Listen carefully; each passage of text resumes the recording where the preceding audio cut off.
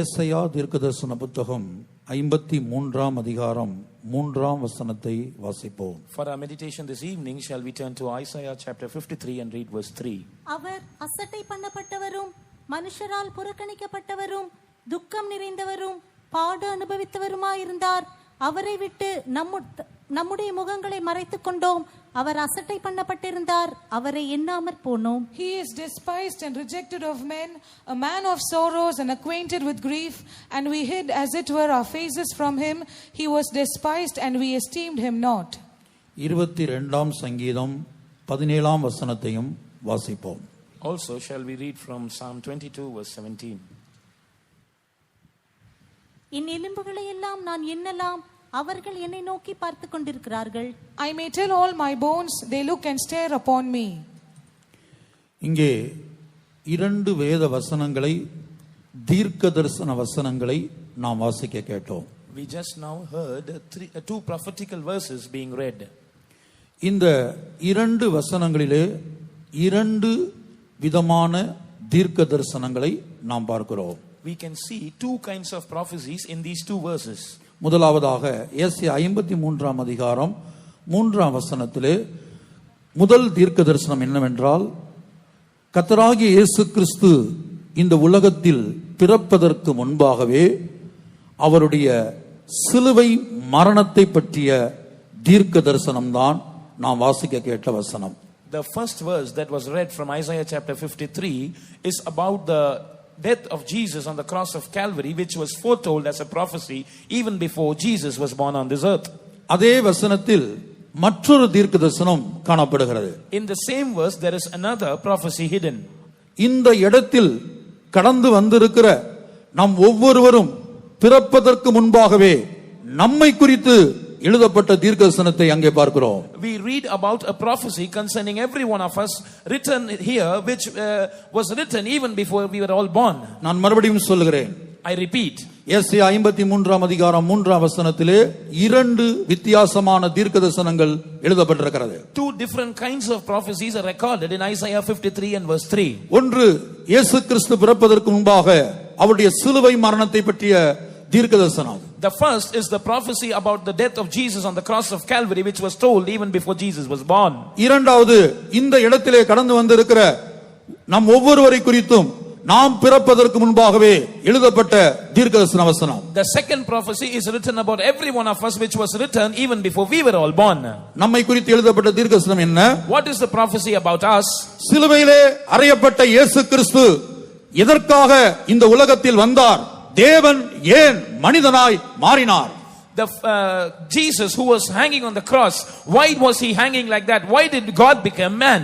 தேவன் ஏன் மனிதனாய் மாறினார்? Why did God become man? அவர் எதற்காக அடிமையின் ரூபம் எடுத்து இந்த உலகத்திலே ஜீவித்தார்? Why did he take the form of a servant and live upon this earth? அவர் எதற்காக சிலுவையிலே அறையப்பட்டார்? Why was he crucified on the cross? அதை நோக்கி பார்க்காமல் முகத்தை மறைத்துக் கொண்ட ஒரு கூட்ட ஜனங்கள். There are a group of people who have not looked onto that sight but have hid his faces from them. ஏசாயா 53:3 எழுதப்பட்ட அந்த தீர்க்கதரிசன வசனத்திலே நாம் எங்கே இருக்கிறோம்? In this prophecy that is recorded in Isaiah 53:3, where do we stand? இந்த இடத்திலே கடந்து வந்த அருமையான தேவனுடைய பிள்ளையே, கிறிஸ்தவ நண்பனே, நீயும் நானும் அந்த வசனத்தில் எங்கே, எந்த ரூபத்தில் இருக்கிறோம்? Beloved child of God, Christian friend who has come to attend this meeting, in this verse, where do we stand?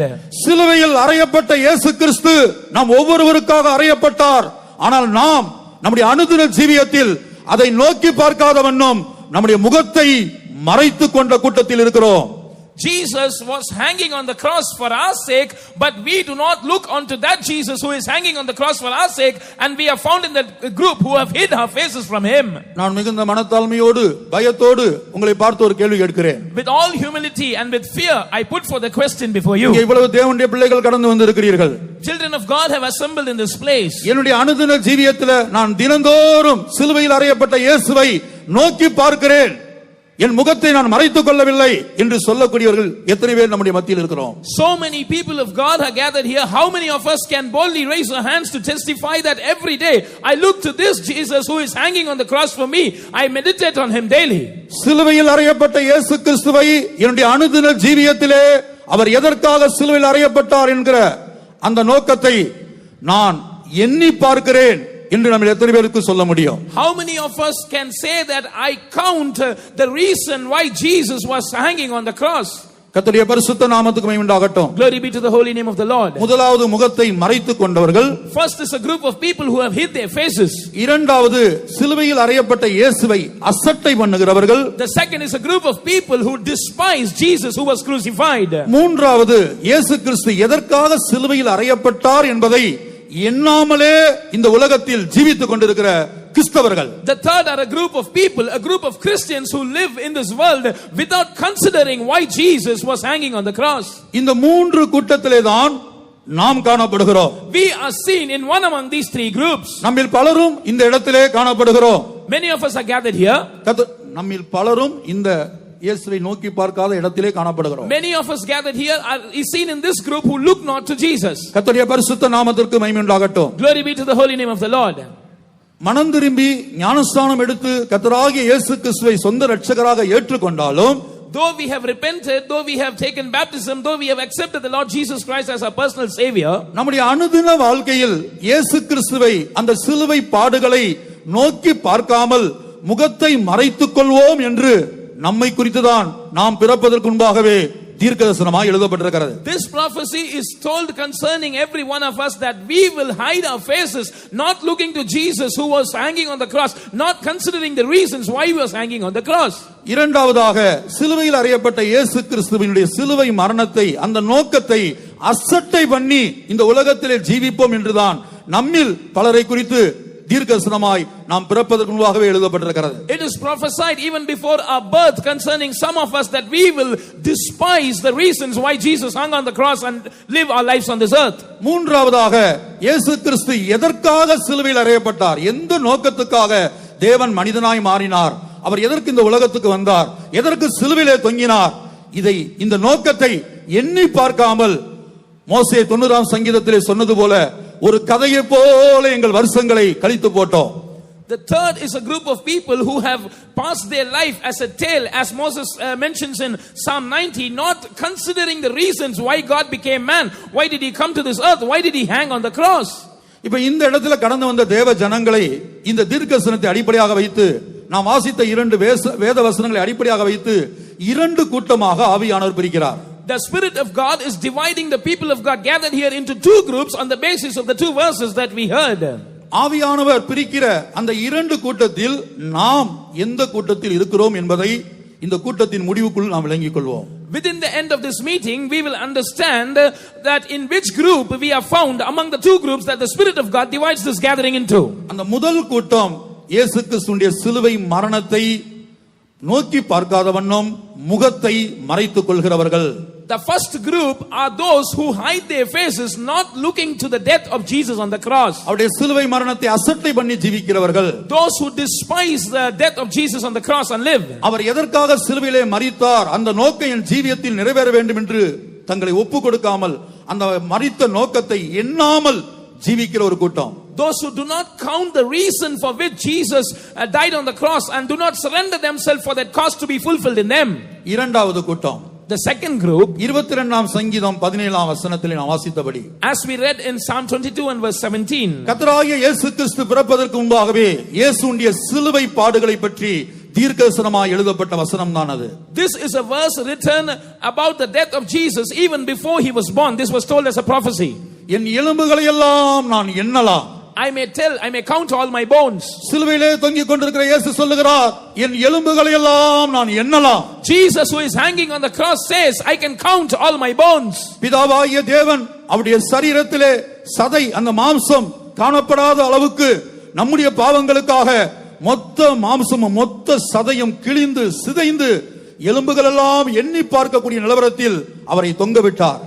God the Father caused all the flesh in the body of Jesus to be torn apart, and he was only having bones and hanging on the cross so that we might be forgiven of all our sins and iniquities.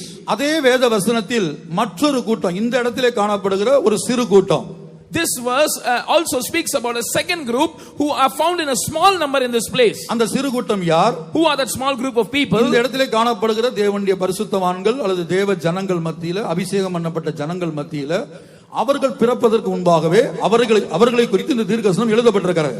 Among the servants of God and the believers, the anointed people of God, a small group are found in this category. About them it is told before their birth as a prophecy. அவர்கள் என்ன செய்கிறார்கள்? What do they do? இந்த பூமியில உயிரோடு இருக்கிற நாளெல்லாம் இயேசுவின் எலும்புகளை நோக்கி பார்த்து ஜீவித்துக் கொண்டிருக்கிறார்கள். All the days of their life on this earth, every day they look to the bones of Jesus and live their life. நான் மறுபடியும் சொல்லுகிறேன். I repeat. இந்த இடத்திலே காணப்படுகிற ஒரு சிறு கூட்டத்தார் தேவனுடைய ஊழியர்கள், தேவ ஜனங்கள் மத்தியில், ஏன் புதியதாய் வந்த ஒரு கிறிஸ்தவர்கள் மத்தியில் தினந்தோறும் இயேசுவின் எலும்புகளை நோக்கி பார்த்து ஜீவிக்கிற ஒரு கூட்டம். Among all the servants of God, the believers and newcomers who have come here, there is a small group of people who look to the bones of Jesus every day as they live their life. முதலாவதாக இந்த இயேசுவின் எலும்புகள் என்றால் என்ன என்பதை நான் சுருக்கமாய் சொல்லிவிட்டு ஏசாயா 53ஆம் அதிகாரம் 3ஆம் வசனத்தை தியானிக்கும்படியாய் கடந்து செல்வோம். First of all, I want to precisely speak about what the bones of Jesus mean, and then we will pass on to meditate Isaiah chapter 53 and verse 3. கர்த்தருடைய பரிசுத்த நாமத்துக்கு மகிமை உண்டாகட்டும். Glory be to the Lord's holy name. தேவன் ஆதி மனிதனை ஒரு மேன்மையான நோக்கத்தோடு படைத்தார். God created the first man with a high and excellent purpose. அதை மல்கியாவின் புத்தகத்திலே வாசிக்கிறோம். We read about that purpose in the book of Malachi. அவர் ஒருவனை அல்லவா படைத்தார்? Did he not create one? ஆவி அவரிடத்தில் பரிபூர்ணமாய் இருந்ததே. He had the residue of the spirit in him. பின்ன ஏன் ஒருவனை படைத்தார்? Then why did he create one? தேவ பக்தியுள்ள சந்ததியை பெறும்படித்தானே. To beget a godly seed. தேவன் ஆதி மனிதனை படைத்ததுடைய நோக்கம் ஒரு தேவ பக்தியுள்ள சந்ததியை பெறும்படியாக.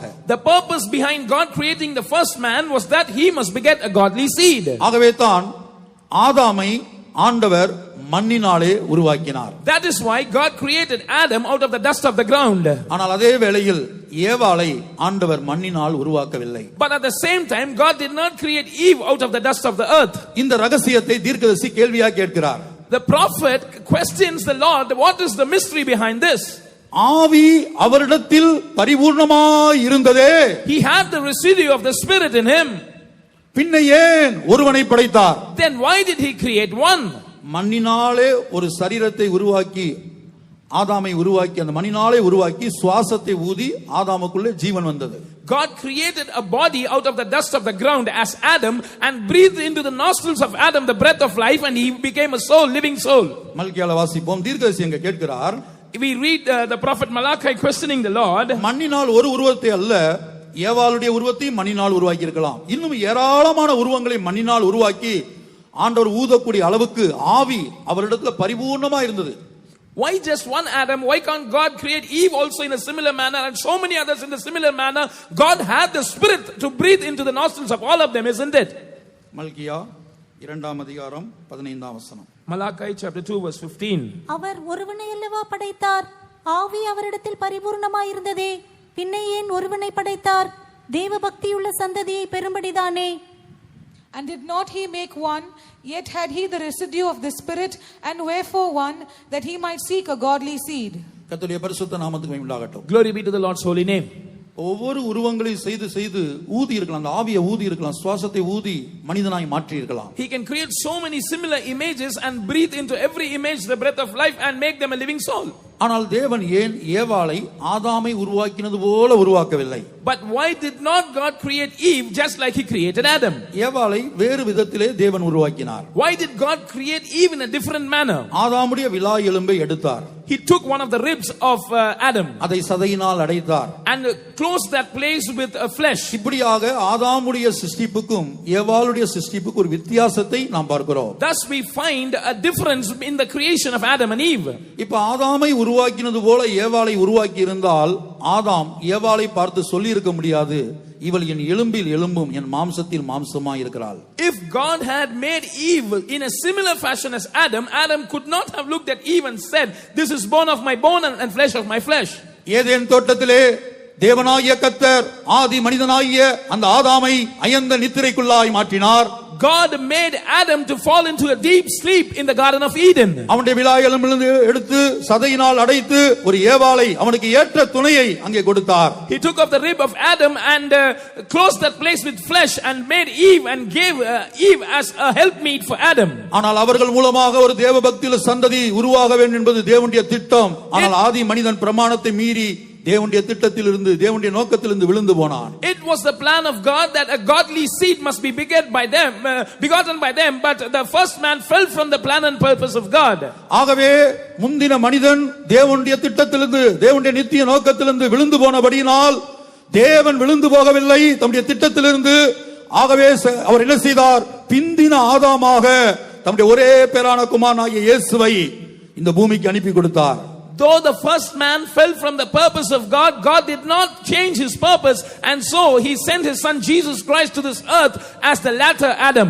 1 கொரிந்தியர் 15ஆம் அதிகாரத்திலே கர்த்தராகிய இயேசு கிறிஸ்து பிந்தின ஆதாம் என்று அழைக்கப்படுகிறார். In 1 Corinthians chapter 15, our Lord Jesus Christ is called the second Adam. பிந்தின ஆதாமாகிய கர்த்தராகிய இயேசு கிறிஸ்து வானத்திலிருந்து இறங்கி வந்த கர்த்தராய் வந்தார். This latter Adam, who is the Lord Jesus Christ, is the Lord who came down from heaven. அன்றைக்கு ஏதேன் தோட்டத்திலே எப்படி முந்தின ஆதாமை அயர்ந்த நித்திரைக்குள்ளாய் மாற்றினாரோ, in the same way that Adam was translated into a deep sleep in the Garden of Eden, அதுபோல பிதாவாகிய தேவன் ஒரு தேவபக்தியுள்ள சந்ததியை உருவாக்கும்படியாக அந்த பிந்தின ஆதாமாக வானத்திலிருந்து இறங்கி வந்த கர்த்தர் அந்த கர்த்தராகிய இயேசுவை கொல்கதா மலையிலே அயர்ந்த நித்திரைக்குள்ளாய் மாற்றினார். Even so, God the Father translated the Lord Jesus Christ, who came as a latter Adam, into a deep sleep in the hill of Golgotha in order to beget a godly seed through him. அயர்ந்த நித்திரை என்று சொல்லும்போது மரணத்துக்குள்ளாய் மாற்றினார். Deep sleep means Jesus tasted death. கர்த்தராகிய இயேசு கிறிஸ்து எலும்புகள் எல்லாம் எண்ணப்படக்கூடிய நிலவரத்திலே சிலுவையிலே தொங்கிக் கொண்டிருக்கிறார். In a state where all his bones could be counted, the Lord Jesus Christ is hanging on the cross. எப்படி ஆதாமுடைய விலா எலும்பை எடுத்து அவன் அந்த சதையினால் அடைத்து அவனுக்கு ஏற்ற துணையை தேவனாகிய கர்த்தர் கொடுத்தாரோ, just like God took off the rib of Adam and shut the place with flesh and gave Eve as a helpmeet to him, அதுபோல தம்முடைய கர்த்தராகிய இயேசு ஒரே பேரான குமாரன் கர்த்தராகிய இயேசு அந்த பிந்தின ஆதாமுடைய எலும்புகளை கொண்டு அவருடைய மாம்சத்தை கொண்டு இயேசுவின் மாம்சத்தை எடுத்து அவருடைய எலும்புகளை கொண்டு அவருக்கு ஏற்ற துணையை உருவாக்கும்படியாய் கிரியை செய்து வருகிறார். In the same manner, God the Father took the flesh of Jesus and he is working, taking the bones of Jesus to create a godly seed through him. கர்த்தருடைய பரிசுத்த நாமத்துக்கு மகிமை உண்டாகட்டும். Glory be to the holy name of the Lord. முந்தின ஆதாம் தன்னுடைய மனைவியாகிய ஏவாளை பார்த்து இவள் என் எலும்பில் எலும்பும் என் மாம்சத்தில் மாம்சமாய் இருக்கிறாள் என்று சொன்னது போல, just like the former Adam saw Eve and told, this is bone of my bones and flesh of my flesh, பிந்தின ஆதாமாகிய வானத்திலிருந்து இறங்கி வந்த கர்த்தர் அந்த கர்த்தராகிய இயேசு நம்மை பார்த்து இவள் என் எலும்பில் எலும்பும் என் மாம்சத்தில் மாம்சமாய் இருக்கிறாள் என்று சொல்லக்கூடிய இடத்திற்கு நாம் வர வேண்டும். We must come to a place where the Lord who came down from heaven, who is our Lord Jesus Christ, must look at us and say, this is bone of my bones and flesh of my flesh. இதைத்தான் வேதம் பெரிய ரகசியம் என்று அழைக்கிறது. இந்த ரகசியம் பெரியது. நான் கிறிஸ்துவை பற்றியும் சபையை பற்றியும் சொல்லுகிறேன். The word of God calls this as a great mystery. It says this is a great mystery. I speak concerning Christ and his church. அங்கே நாம் பார்க்கிறோம் எபேசியர் 5:30 நாம் ஒவ்வொருவரும் அவருடைய மாம்சத்திற்கு மாத்திரமல்ல அவருடைய எலும்புகளுக்கு உரியவர்களாய் மாற வேண்டும். There in Ephesians 5:30 we read that every one of us must become partakers not just of his flesh but also of his bones. எபேசியர் 5:30 Ephesians 5:30. நாம் அவருடைய சரீரத்தின் அவயவங்களாயும் அவருடைய மாம்சத்திற்கும் அவருடைய எலும்புகளுக்கும் உரியவர்களாயும் இருக்கிறோம். For we are members of his body, of his flesh and of his bones. நாம் அவருடைய எலும்புகளுக்கு உரியவர்களாய் இருக்கிறோம். We are members of his bones. இன்னைக்கு கிறிஸ்துவ சமுதாயத்தை நாம் எடுத்துக்கொண்டால், today when we take the Christian world, இயேசுவின் இரத்தத்தை உரிமை பாராட்டுகிறார்கள். They claim the blood of Jesus. இயேசுவின் மாம்சத்தை புசிக்கிறார்கள். They partake of the flesh of Jesus. இயேசுவின் தழும்புகளை உரிமை பாராட்டுகிறார்கள். They claim the stripes of Jesus. ஆனால் இயேசுவின் எலும்புகளை அநேகர் நோக்கி பார்ப்பதில்லை. But many fail to look to the bones of Jesus. இயேசுவின் எலும்புகள் என்பது இயேசுவின் உபதேசங்களை காட்டுகிறது. The bones of Jesus show the doctrines of Jesus. இந்த கிறிஸ்தவ வாழ்க்கையில நாம் இயேசுவின் எலும்புகளை நம்முடைய அனுதின வாழ்க்கையில நாம் நோக்கி பார்க்க வேண்டும். In this Christian life, every day we are expected to look to the bones of Jesus. 22ஆம் சங்கீதம் 17ஆம் வசனத்தில் நாம் வாசிக்கும்போது எலும்புகளை ஒரு கூட்டத்தார் நோக்கி பார்க்கிறார்கள். அந்த கூட்டத்தார் தான் ஒரு பக்தியுள்ள சந்ததியாக மாறுவதாக அதே சங்கீதத்தின் கடைசி பகுதியில் நாம் பார்க்கிறோம். We read in Psalm 22 and verse 17 that a small group of people are looking towards the bones of Jesus, and it is they who become a godly seed, as we read in the last few verses of that psalm. கர்த்தருடைய பரிசுத்த நாமத்துக்கு மகிமை உண்டாகட்டும். Glory be to the Lord's holy name. இயேசு இந்த உலகத்தில் வந்தபோது கூட when Jesus came to this earth, அநேகர் அற்புதங்கள் அடையாளங்களை வாஞ்சித்தார்கள். many desired signs and wonders from him. இயேசுவின் மூலமாய் நடப்பிக்கப்பட்ட அற்புதங்கள் அடையாளங்களை வாஞ்சித்தார்கள். தங்களுடைய வாழ்க்கையில் அது நடைபெற வேண்டும் என்று விரும்பினார்கள். இயேசுவை பின்பற்றினார்கள். Many desired and expected signs and wonders from Jesus to take place in their lives, and they followed Jesus. ஆனால் அதே வேளையில் இயேசு உபதேசத்தை பேச ஆரம்பித்த போது அநேகர் என்று எழுதப்பட்டிருக்கிறது. இது கடினமான உபதேசம், யார் இதை கேட்பார்கள் என்று சொல்லி அநேகர் பின்வாங்கி போனதாக யோவான் 6ஆம் அதிகாரத்திலே 60-66 வசனங்களை நாம் பார்க்கிறோம். But in John chapter 6 and verse 60 and 66 we read that when Jesus began to speak the doctrine, many, not a few, many said, this is hard doctrine, who can follow it, and went away, not walking with him anymore. 22ஆம் சங்கீதம் 30ஆம் வசனத்தை வாசிப்போம். Let us read Psalm 22 and verse 30. ஒரு சந்ததி அவரை சேவிக்கும், தலைமுறை தலைமுறையாக அது ஆண்டவருடைய சந்ததி என்னப்படும். A seed shall serve him, it shall be accounted to the Lord for a generation. இங்கே ஒரு சந்ததியை குறித்து நாம் பார்க்கிறோம். Here we read about a generation. முந்தின ஆதாமால் தேவன் தம்முடைய அந்த நோக்கம், அந்த தேவபக்தியுள்ள சந்ததி, அந்த நோக்கத்தை நிறைவேற்ற முடியாமல் போனபோது பிந்தின ஆதாமாகிய கர்த்தராகிய இயேசு கிறிஸ்துவின் மூலமாக அந்த நோக்கத்தை நிறைவேற்றுகிறார். When God could not fulfill the purpose of begetting a godly seed through the first Adam, God fulfills it through the second Adam, which is the Lord Jesus Christ. இதைத்தான் ஏசாயா 53ஆம் அதிகாரத்தில் நாம் பார்க்கிறோம். We read about that in Isaiah chapter 53. 53:10 எழுதப்பட்டிருக்கிறது. It is written in Isaiah 53 and verse 10. கர்த்தராகிய இயேசு கிறிஸ்து இந்த சிலுவை பாடுகளை சந்தோஷமாய் சகித்தார், சந்தோஷமாய் ஒப்பு கொடுத்தார். அப்ப ஏன் அவர் சந்தோஷமா அந்த பாடுகளுக்கு ஒப்பு கொடுத்தார்னா, ஒரு சந்ததியை கண்டு, தூரத்தில் ஒரு சந்ததி அவர் காண்கிறார். The Lord Jesus suffered the sufferings of the cross joyfully. He yielded to suffer joyfully because he saw a seed. 53:10 ஏசாயா தீர்க்கதரிசி. Isaiah 53 and verse 10. கர்த்தரோ அவரை நொறுக்க சித்தமாகி அவரை பாடுகளுக்கு உட்படுத்தினார். அவருடைய ஆத்துமா தன்னை குற்ற நிவாரண பலியாக ஒப்பு கொடுக்கும் போது அவர் தமது சந்ததியை கண்டு நீடித்த நாளாயிருப்பார். கர்த்தருக்கு சித்தமானது அவர் கையினால் வாய்க்கும். Yet it pleased the Lord to bruise him, he had put him to grief. When thou shalt make his soul an offering for sin, he shall see his seed, he shall prolong his days, and the pleasure of the Lord shall prosper in his hand. இயேசுவின் எலும்புகளை 22ஆம் சங்கீதம் 17ஆம் வசனத்திலே பார்க்கிறோம். எலும்புகளெல்லாம் எண்ணப்படக்கூடிய நிலவரத்தில் சிலுவையிலே தொங்குகிற இயேசுவை தங்களுடைய அனுதின வாழ்க்கையில் நோக்கி பார்க்கிற ஒரு சிறு கூட்டம். There is a small group of people about whom we read in Psalm 22 and verse 17 who look to the bones of Jesus that can be numbered. They look to that bones every day in their life. 6 மாதத்துக்கு ஒரு முறை, இல்ல வருடத்துக்கு ஒரு முறை, இல்ல உங்களுடைய சபையிலே ஒரு பரிசுத்த பந்தி நடைபெறும் போது அப்போது மாத்திரம் நீங்க கல்வாரியை தியானித்தால் போதாது. It is not sufficient for you to meditate on the cross once in 6 months or once in a year or once in a while when the Holy Communion is taking place in your church. இயேசுவின் எலும்புகளை அனுதின ஜீவியத்தில் தினந்தோறும் நோக்கி பார்க்கிற ஒரு இடத்துக்கு அருமையான தேவனுடைய பிள்ளையே, உன்னுடைய வாழ்க்கையில் நீ கடந்து வர வேண்டும். Beloved child of God, you are expected to come to a place where you can look to the bones of Jesus every day in your life. ஆகவே தான் 2 கொரிந்தியர் 4ஆம் அதிகாரம் 10ஆம் வசனத்திலே பவுல் தன்னுடைய அனுபவத்தை குறித்து சொல்லுகிறார். That is why St. Paul speaks about his personal experience in 2 Corinthians chapter 4 and verse 10. இயேசுவின் மரணத்தை, அவருடைய சிலுவை பாடுகளை எப்போதாவது ஒரு முறை அல்லது மாதத்துக்கு ஒரு முறை அல்லது வருஷத்துக்கு ஒரு முறை அப்படி அல்ல, எப்போதும் அவருடைய மரணத்தை சுமந்து திரிகிறோம். He says that we bear about in our body the death of the Lord Jesus Christ, not once in a while or once in 6 months or once in a year, but every day. 2 கொரிந்தியர் 4:10. 2 Corinthians 4:10. கர்த்தராகிய இயேசுவினுடைய ஜீவனும் எங்கள் சரீரத்திலே விளங்கும்படிக்கு இயேசுவின் மரணத்தை எப்பொழுதும் எங்கள் சரீரத்தில் சுமந்து திரிகிறோம். Always bearing about in the body the dying of the Lord Jesus, that the life also of Jesus might be made manifest in our body. இந்த வார்த்தையை கவனிக்கிறீர்களா? Are you listening to this verse? இயேசுவின் மரணத்தை எப்போதும் எங்கள் சரீரத்திலே சுமந்து திரிகிறோம்.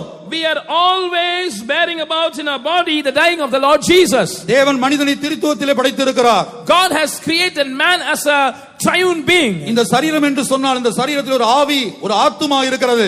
When we speak about this body, it includes a spirit and a soul within it. இயேசுவின் மரணத்தை எப்போதும் நம்முடைய மனதிலே சுமக்க வேண்டும். We must bear the dying of the Lord Jesus always in our mind. மனதிலே தான் காணப்படுகிற 10 பாத்திரங்கள்ல ஒரு பாத்திரம் தான் எண்ணங்கள் என்று சொல்லுவது. Among the 10 members that constitute the mind, one is the thought. மனிதனுக்கு காணப்படுகிற மனதில 10 காரியங்கள் காணப்படுகிறது. அதில் ஒன்றுதான் எண்ணங்கள். There are 10 things that constitute a man's mind, and one among them is the thought of a man. ஏசாயா 53:3 நாம் என்ன வாசித்தோம்? What did we read in Isaiah 53:3?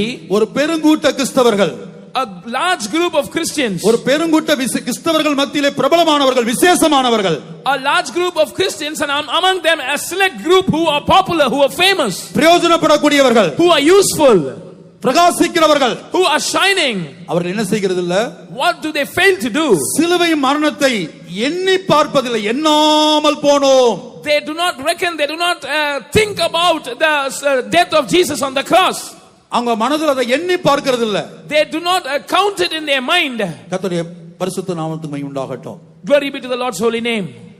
நாம் இங்கே இருக்கிறோம். Where do we stand? நம்முடைய ஜீவியம் இப்போது எப்படி இருக்கிறது? How is our life now? நமக்கு இப்போது சொல்ல முடியுமா, நான் என்னுடைய வாழ்க்கையில் எப்போதும் இயேசுவின் மரணத்தை என் மனதில், என் இருதயத்தில், என் சரீரத்தில் சுமந்து திரிகிறேன்? Can we boldly say now that I am always bearing about the dying of the Lord Jesus Christ in my mind, in my heart and in my body? கர்த்தருடைய பரிசுத்த நாமத்துக்கு மகிமை உண்டாகட்டும். Glory be to the Lord's holy name. இங்கே கடந்து வந்த நம்மில் பலரும் இந்துக்கள்ல இருந்து, ஆர்சில இருந்து, சிஎஸ்சில இருந்து, இன்னும் பல்வேறு மார்க்கங்கள்ல இருந்து நாம் இந்த அனுபவத்துக்குள்ளே கடந்து வந்தோம். Many of us seated here have come into this faith from various Hindu backgrounds, from CSI, RC and various other denominations. இந்த உலகத்தில் உங்களுக்கு எவ்வளவோ கவனித்து பார்க்கக்கூடிய காரியங்கள் இருக்கிறது. There are so many things you can observe in this world. இந்த உலகத்தில் கவனித்து பார்க்கும்படியாக தினந்தோறும் புதிய புதிய காரியங்கள், புதிய புதிய கண்டுபிடிப்புகள் வந்து கொண்டே இருக்கிறது. Every day new inventions are made in this world so that man might count them, reckon them. ஆனால் பரலோகத்துக்கென்று நீங்களும் நானும் அழைக்கப்பட்டிருக்கிறோம். But you and I are called for heaven. பரலோகத்துக்கென்று நீங்களும் நானும் அழைக்கப்பட்டிருக்கிறோம். You and I are called for heaven. அப்ப நாம் என்ன செய்ய வேண்டும்? What are we supposed to do? நம்முடைய அனுதின ஜீவியத்தில் அவரை நோக்கி பார்க்க வேண்டும் அல்லது கவனித்து பார்க்க வேண்டும். Every day in our life we must look to him or we must observe him. எபிரேயர் 3ஆம் அதிகாரம் 1ஆம் வசனத்தில் இதை படிக்கிறோம். We read about that in Hebrews chapter 3 and verse 1.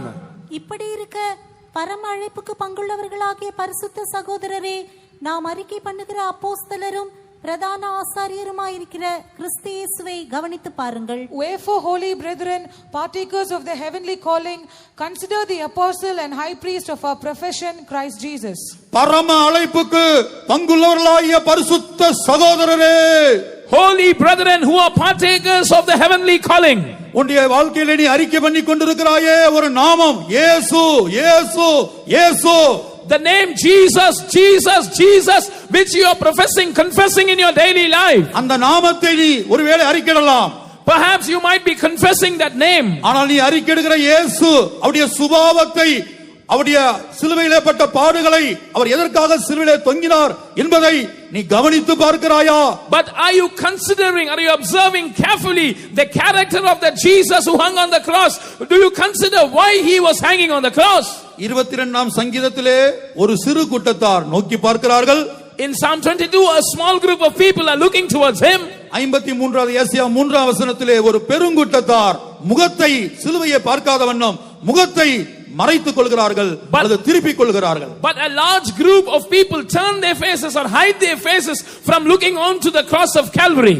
ஏன் நம்முடைய ஜீவியத்தில் இயேசுவின் எலும்புகளை அல்லது இயேசுவின் சிலுவை பாடுகளை தினந்தோறும் நோக்கி பார்க்க வேண்டும். Why are we supposed to look to the bones of Jesus or to the sufferings of Jesus on the cross every day in our life? கர்த்தருடைய பரிசுத்த நாமத்துக்கு மகிமை உண்டாகட்டும். Glory be to the holy name of the Lord. தங்களுடைய அனுதின வாழ்க்கையில் சிலுவை பாடுகளை, அந்த சிலுவை காட்சியை நோக்கி பார்க்காதவர்களே இந்த உலகத்துல பல வல்லமைகள் அவர்கள் வாழ்க்கையிலே கடந்து வந்து மயக்கிவிடும். Many powers in this world will come into the lives of those who fail to look to the cross, who fail to look upon the sufferings of the cross, and will entice them.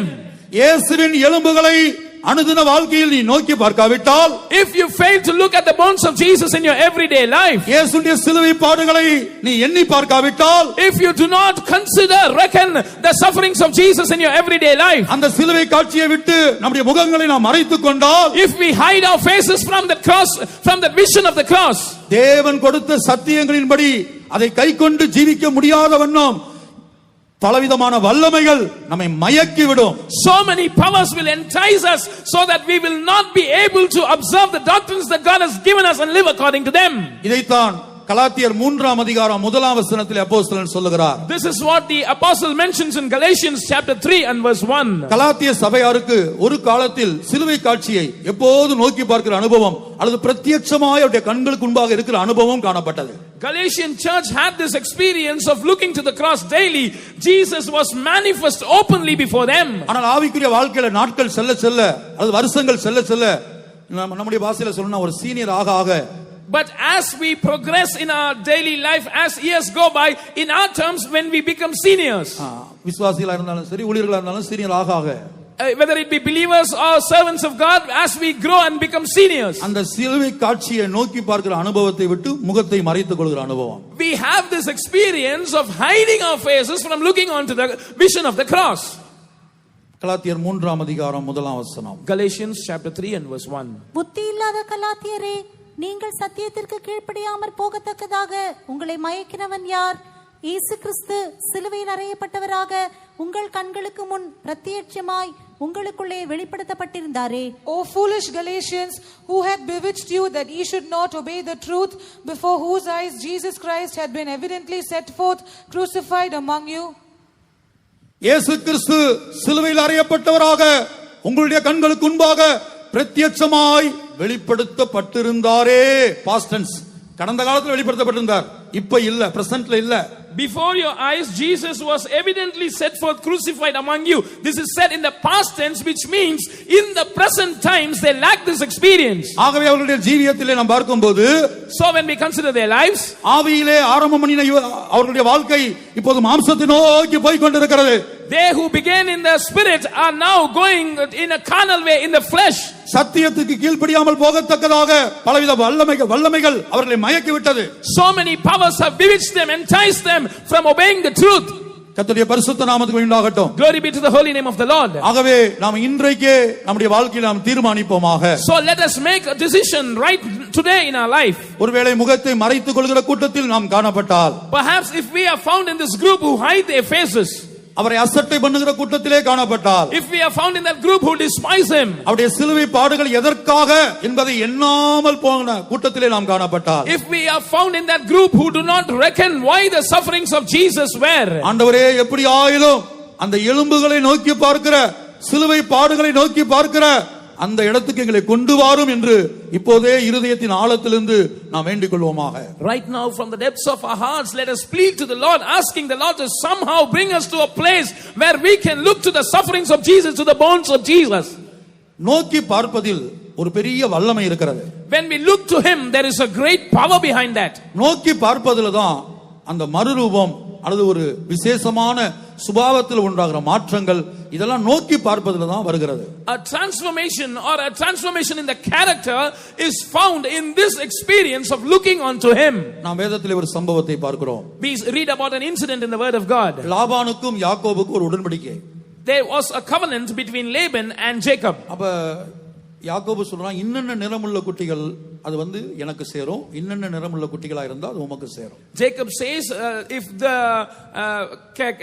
the sheep are of this color it will belong to me, if it is of another color it will belong to you. அப்ப சம்பவித்தது, புன்னை வாதுமை அர்மோன் என்று சொல்லக்கூடிய அந்த மர கிளைகளை இடையிடையே வெண்மை தோன்றும்படியாக அதை பட்டையை உரித்து அந்த கொப்புகளை யாக்கோபு என்ன செய்வான், ஆடுகள் குட்டி போடக்கூடிய அந்த கால்வாயில போட்டு வைப்பான். And this Jacob, what he did was, he removed the stripes from the certain trees and made the white color to appear, and he will cast it before the flock when they come to beget the children.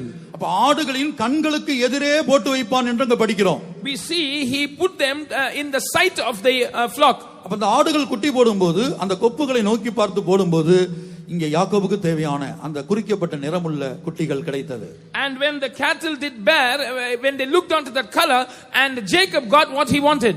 அன்றைக்கு வெட்டி போடப்பட்ட அந்த கால்வாயிலே அல்லது அந்த வாய்க்காலிலே வெட்டி போடப்பட்ட அந்த கிளை வேறு யாருமல்ல, அது கர்த்தராகிய இயேசு கிறிஸ்துவுக்கு நிழலாய் இருக்கிறது. The branch that was stripped and put onto that water was nothing. It is a shadow of the Lord Jesus Christ. ஏனென்றால் நம்முடைய கர்த்தராகிய இயேசு கிறிஸ்துவுக்கு வேதத்திலே கிளை என்னப்பட்ட ஒரு நாமம் இருக்கிறது.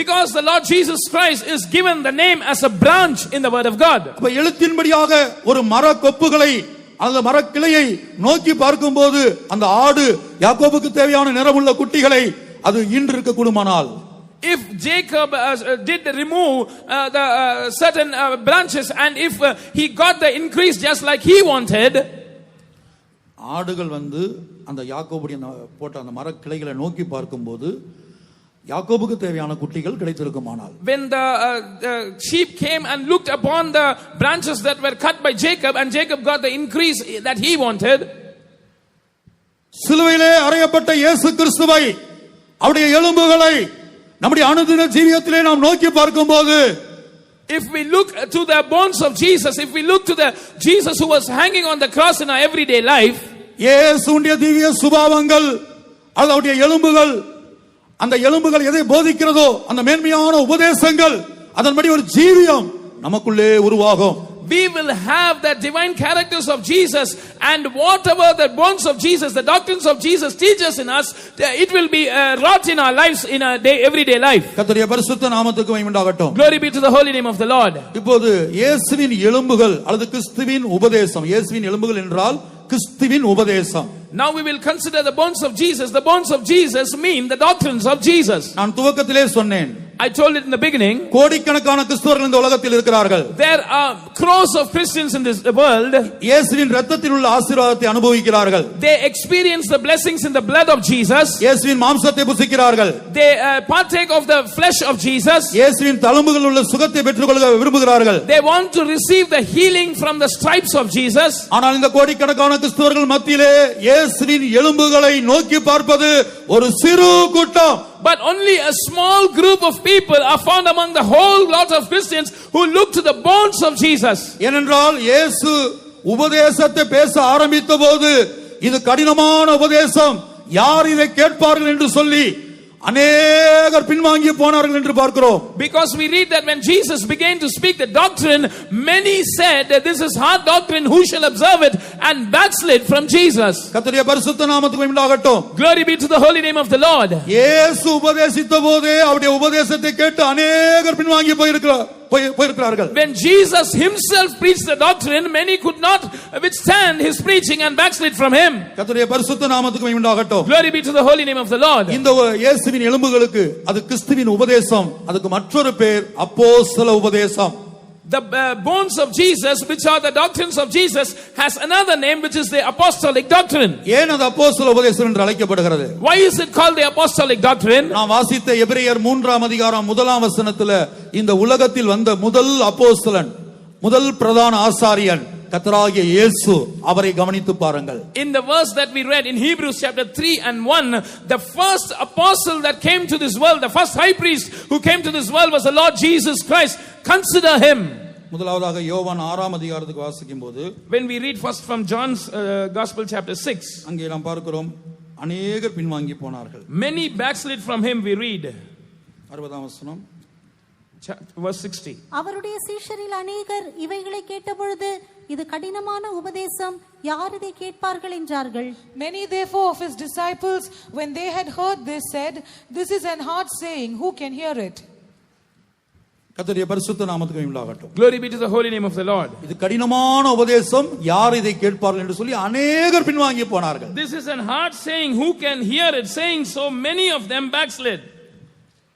ஆகவே உபதேசம் என்பது மிக மிக முக்கியமான ஒரு பகுதியாக இருக்கிறது. Therefore doctrine is a very very important aspect. இயேசுவின் எலும்புகளை நோக்கி பார்க்க வேண்டும் என்று சொன்னால் அதனுடைய அர்த்தம் இயேசுவுடைய உபதேசங்களை அல்லது கிறிஸ்துவின் உபதேசங்களை நோக்கி பார்க்க வேண்டும். When we say that we must look to the bones of Jesus, we mean that we must look to the doctrines of Jesus. அப்படி யார் நோக்கி பார்க்கவில்லையோ, those who fail to look to that doctrines. இப்போ உதாரணமாக நான் ஒரு இந்த ஊழியத்திலே காணப்படுகிறேன். For example, I am found in this ministry. இந்த ஊழியத்திலே தேவனுடைய வீட்டில கொண்டு வந்து கர்த்தர் என்னை வைத்திருக்கிறார். God has brought me to this ministry and has kept me in the house of God. இந்த ஊழியம் செய்கிற நான், தேவனுடைய வீட்டில காணப்படுகிற நான், இந்த இயேசுவின் எலும்புகளை நோக்கி பார்க்காமல் அல்லது இயேசுவுடைய உபதேசங்களை நோக்கி பார்க்காமல் ஒரு ஜீவியத்தை செய்ய முடியும், ஒரு ஊழியத்தை செய்ய முடியும்.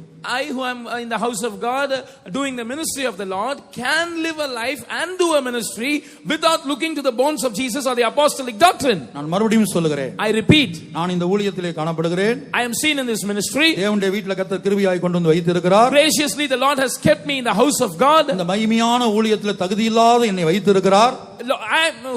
I who am unworthy, the Lord has kept me in this glorious ministry. இந்த வீட்டில எத்தனை வருஷம் இருந்தாலும் அவருடைய எலும்புகளை நோக்கி பார்க்காமல், அவருடைய உபதேசங்களை நோக்கி பார்க்காமல், அதை கைக்கொள்ளாமல் நான் இந்த வீட்டில இருக்கலாம், இதிலேயே மரித்து போகலாம். I can remain for so many years in the house of God and even die in the house of God, but I can be without looking to the bones of Jesus or to the doctrines of Jesus or to the apostolic doctrine. இதற்குள்ளே இருக்கிறோம் என்பதற்காக ஊழியர்கள், தேவ ஜனங்கள் எல்லாரும் இயேசுவின் எலும்புகளை, அந்த கிறிஸ்துவின் உபதேசத்தை நோக்கி பார்த்துதான் ஜீவிக்கிறார்கள் என்று அர்த்தமல்ல. Because we are found in this faith, it does not mean that immediately all the servants of God, all the believers are looking to the bones of Jesus, the doctrines of Jesus as they live. இந்த உபதேசங்களை, இந்த இயேசுவின் எலும்புகளை அசட்டை பண்ணி ஜீவிக்கலாம். We can despise the bones of Jesus, these doctrines, and live. இந்த எலும்புகளை நோக்கி பார்க்காத வண்ணம் முகத்தை மறைத்துக் கொண்டு ஜீவிக்கலாம். We can hide our faces from looking onto these bones and live. இந்த உபதேசங்களை, இந்த எலும்புகளை எண்ணாமல் ஜீவிக்கலாம். We cannot consider, not reckon these doctrines, these bones, and live. கர்த்தருடைய பரிசுத்த நாமத்துக்கு உண்டாகட்டும். Glory be to the holy name of the Lord. நான் துவக்கத்திலே சொன்னேன், இயேசுவின் எலும்புகள் என்றால் கிறிஸ்துவின் உபதேசம். I told in the beginning, the bones of Jesus speak about the doctrine of Christ. இந்த உபதேசம் என்ன செய்கிறது? What does this doctrine do? நம்மை பரிசுத்தமாக்குகிறது. It sanctifies us. இந்த உபதேசம் என்ன செய்கிறது? What does this doctrine do? நம்மை பூரணப்படுத்துகிறது, இயேசுவை போல மாற்றுகிறது. It perfects us and makes us to be like Jesus. இயேசு சொல்லுகிறார், நான் சொன்ன உபதேசத்தினாலே இப்பொழுதே சுத்தமாய் இருக்கிறீர்கள். Jesus said, you are clean right now by the doctrine I spoke to you. ஒரு உபதேசம் கடினமாய் இருந்தாலும், Though the doctrine might seem hard, சில வேளை உங்களுக்கு கேட்கிறதுக்கு போர் அடித்தாலும், sometimes you might feel bored to listen to it. நீங்க வாஞ்சையோடு அதை கேட்டு அதை நோக்கி பார்த்தால், If you will listen to it with a desire and look to it, இப்போது கைக்குள்ள கடினமாய் காணப்படுகிற அந்த உபதேசம் நீங்கள் நோக்கி பார்க்க அந்த எலும்புகள் உங்களுடைய ஜீவியத்தில் அனுபவமாய் மாறும். this doctrine which is difficult for you to follow in your present state of affairs will become your experience as you keep looking to the bones of Jesus. மாத்திரமல்ல, எந்த மனுஷனையும் கிறிஸ்து இயேசுவுக்குள் தேறினவன் என்று தமிழில் எழுதப்பட்டிருக்கிறது, மூல பாஷையிலும் ஆங்கிலத்திலும் பூரணப்படுத்தும்படிக்கு இந்த உபதேசம் தேவை. This doctrine is essential to perfect every man in Christ Jesus. கர்த்தருடைய பரிசுத்த நாமத்துக்கு உண்டாகட்டும். Glory be to the holy name of the Lord. சரி, இந்த உபதேசத்துல நம்ம நிலைத்து இருக்கல. Suppose we are not abiding in this doctrine. நான் சொன்னது போல இதுக்குள்ள இருந்தும் சாகுற வரைக்கும் நான் இந்த ஊழியத்துல இருந்தும் இந்த உபதேசத்தை நோக்கி பார்க்காமல், இந்த உபதேசத்தை அசட்டை பண்ணி, இந்த உபதேசத்துக்கு முகத்தை மறைத்துக் கொண்டு எண்ணாமல் நான் ஜீவித்து என் ஓட்டத்தை இந்த ஊழியத்துல முடிக்கலாம். I can be in the house of God till my death and finish my course and end my life with a death, not looking to the bones of Jesus, not observing the doctrines of Jesus, not counting the purpose behind that. இந்த உபதேசத்தினுடைய முக்கியத்துவத்தை குறித்து 2 யோவான் 9ஆம் வசனத்துல படிக்கிறோம். We read about the importance of this doctrine in 2 John verse 9. கிறிஸ்துவின் உபதேசத்திலே நிலைத்திராமல் மீறி நடக்கிற எவனும் தேவனை உடையவன் அல்ல. தயவு செய்து இந்த வார்த்தையை எல்லாரும் கவனிங்க. Please pay attention to this verse. நீங்க எத்தனை வருஷம் கிறிஸ்தவர்களா இருந்தாலும், இங்க சிலர் பல்வேறு ஊழியங்களை செய்யக்கூடிய, வெளியில ஊழியம் செய்யலாம், வேதத்தை எடுத்துக்கொண்டு வெளியில ஊழியம் செய்யலாம், அப்படிப்பட்டவங்க இங்க வந்திருக்கலாம். You might be a Christian for so many years, perhaps those who are taking a Bible and doing ministries outside, you might have come here. இந்த ஊழியத்திலிருந்து உதாரணமா சொல்லணும்னா நான் என்ன மட்டும் சொல்றேன். If I want to say, quote an example from this ministry, I will take only myself as an example. இந்த ஊழியத்தில் இருந்து கொண்டு எத்தனை வருஷம் இருந்தாலும் இந்த கிறிஸ்துவின் உபதேசத்துல நிலைத்திராமல் இத நான் மீறி நடந்தேன்னா எனக்குள்ள தேவன் இல்ல. I can be in this ministry for so many long years, yet not observe the doctrine of Christ and transgress it. It means that God is not in me. ஒரு கிறிஸ்தவன், ஒரு விசுவாசி எத்தனை வருடம் இந்த சத்தியத்தில் இருந்தும் அந்த இயேசுவின் எலும்புகளை, அந்த கிறிஸ்துவின் உபதேசத்தை நீ மீறி நடந்தால் உனக்குள்ள தேவன் இல்லை. You might be a believer in this faith for so many years, yet if you do not observe the doctrines of Jesus, if you fail to look to the bones of Jesus and transgress it, God is not in you. நேற்றைய தினத்திலே பரிசுத்தவான் அவர்கள் பிரசங்கம் பண்ணும்போது சொன்னார்கள், Yesterday when the saint of God was preaching, he spoke like this. வேறுபாட்டின் ஜீவியத்தை பேசுகிறபடினால் எங்களை அன்பில்லாதவர்கள் என்று அல்லது மற்றவர்களை பகைக்கிறோம் என்று அநேகர் எண்ணிக்கொள்கிறார்கள். Because we speak about the life of separation, many are of the opinion that we lack love or we hate others. இந்த வசனத்துக்கு அடுத்த வசனத்திலிருந்து நேற்றைய தின பிரசங்கத்தில் பரிசுத்தவான் அவர்கள் சொன்னார்கள். From the next verse to this verse 9, the saint of God who preached yesterday said, சொல்லிவிட்டு சொன்னார்கள், சொன்னது இதை எழுதினது ஒரு அன்பின் அப்போஸ்தலன். After quoting this verse, he said, this was written by the apostle of love. அவர் அதை சொன்னார், அவர் அன்பின் அப்போஸ்தலன். He was the apostle of love. கர்த்தருடைய பரிசுத்த நாமத்துக்கு மகிமையாகட்டும். Glory be to the holy name of the Lord. அவர் 10ஆம் வசனத்திலிருந்து சொன்னார். நான் இப்போ 9ஆம் வசனத்தை வாசிப்போம். 2 யோவான் 9. Yesterday he spoke from verse 10. Now I want to read verse 9. கிறிஸ்துவின் உபதேசத்திலே நிலைத்திராமல் மீறி நடக்கிற எவனும் தேவனை உடையவன் அல்ல. கிறிஸ்துவின் உபதேசத்தில் நிலைத்திருக்கிறவனோ பிதாவையும் குமாரனையும் உடையவன். Whosoever transgresseth and abideth not in the doctrine of Christ hath not God. He that abideth in the doctrine of Christ, he hath both the Father and the Son. கிறிஸ்துவின் உபதேசத்திலே நிலைத்திராமல் மீறி நடக்கிற எவனும், அது எவனா இருந்தாலும் சரி, whoever it might be, who does not abide in the doctrine of Christ and transgresses it, அவன் தேவனை உடையவன் அல்ல. He hath not God in him. கிறிஸ்துவின் உபதேசத்தில் நிலைத்திருக்கிறவனோ பிதாவையும் குமாரனையும் உடையவன். He that abideth in the doctrine of Christ, he hath both the Father and the Son. கர்த்தருடைய பரிசுத்த நாமத்துக்கு மகிமை உண்டாகட்டும். Glory be to the holy name of the Lord. அப்ப பாருங்க, இந்த வசனத்தில் தெளிவாக எழுதப்பட்டிருக்கு இயேசுவின் எலும்புகள்னா என்ன. அதைத்தான் 2 யோவான் 9. இயேசுவின் எலும்புகள் என்றால் அது கிறிஸ்துவின் உபதேசம். அதுக்கு மற்றொரு பேர் அப்போஸ்தல உபதேசம். ஏன் அப்போஸ்தல உபதேசம் என்று சொன்னால் எபிரேயர் 3:1 இயேசு முதல் அப்போஸ்தலன். 2 John verse 9 clearly states what the bones of Jesus mean. It speaks about the doctrine of Jesus. The doctrine of Jesus is called the doctrine of the apostles because according to Hebrews chapter 3 and verse 1, Jesus is the first apostle. இப்போது சில உபதேசங்களை, சில இயேசுவின் எலும்புகளை அல்லது சில கிறிஸ்துவின் உபதேசங்களை ஆவியான எனக்கு சொன்ன ஒன்னு சமய அனுமதிக்கு கேட்டவார் ஒரு 1-2 உபதேசங்களை எலும்புகளை நாம் இப்போது தியானிப்போம். அதன்படி இன்றைக்கு நம்முடைய ஜீவியம் எப்படி இருக்கு என்பதை நாம் நிதானித்து பார்ப்போம். Now we shall consider 1 or 2 of the bones of Jesus or the doctrines of Christ which the Spirit of God convicted me about. I will share this according to the time permits and we will check to see whether our life is according to this. இயேசுவின் முதல் எலும்பு, the first bone of Jesus, அது கிறிஸ்துவின் மிக முக்கியமான உபதேசம். one of the most important doctrines of Christ. ஒப்புரவாக்குதலின் உபதேசம். It is the doctrine of reconciliation. ஒப்புரவாக்குதலின் உபதேசம். It is the doctrine of reconciliation. அப்ப ஒப்புரவாக்குதலின் உபதேசம் என்றால் doctrine of reconciliation means அதுல 2 பக்கங்கள் இருக்கிறது. there are 2 sides to it. ஒன்று மன்னித்தல். First is forgiveness. இரண்டாவது மறப்பது. Secondly, forgetting. கர்த்தருடைய பரிசுத்த நாமத்துக்கு மகிமை உண்டாகட்டும். Glory be to the holy name of the Lord. இந்த ஒப்புரவாக்குதலின் உபதேசத்தை குறித்து இயேசு தன்னுடைய சுவிசேஷத்திலே பேசி இருக்கிறார். Jesus has mentioned in his gospel about this doctrine of reconciliation. நீ பலிபீடத்தினிடத்திலே காணிக்கை செலுத்த வரும்போது, when you come to offer your offering near the altar, உன் பேரில் உன் சகோதரனுக்கு குறை உண்டென்று நினைவு கூறுவாயாக. you remember that your brother has something ought against you. அதாவது உனக்கு யார் மேலயாவது வருத்தம் இருந்தான் என்று இயேசு சொல்லவில்லை. Jesus did not say that if you have some grievances against someone. அதோட அர்த்தம் மெய்யான கிறிஸ்தவன் வேற யார் மேலயும் வருத்தம் வராத அளவுக்கு அந்த எலும்புகளை சிலுவை பாடுகளை நோக்கி பார்த்து நடக்க வேண்டும். The meaning of that is that a true Christian must look to the sufferings of Jesus, the bones of Jesus, so that he will not have any grievance at all with anyone. சில வேளை இந்த கிறிஸ்தவ வாழ்க்கையில நாம் ஒரு வாழ்க்கை வாழ்ந்து கொண்டிருக்கோம், ஒரு ஜீவியை நாம் செய்து கொண்டிருக்கிறோம், நமக்கு சம்பந்தமே இல்லாத நம்ம சிந்தையில கூட நினைக்காத காரியங்களை சில நினைத்து நம்ம மேல வருத்தத்தில் இருப்பாங்க. Sometimes as we live this Christian life, people who are not anyway connected with us, we might not be knowing, but they might have some grievances in their mind, some wrong opinion about us. நம்ம சிந்தையில கூட அவர்களுக்கு தீமை செய்திருக்க மாட்டோம். We will not have done any evil to them even in our mind. ஒரு தவறான புரிந்து கொள்ளுதல்ல, a wrong understanding.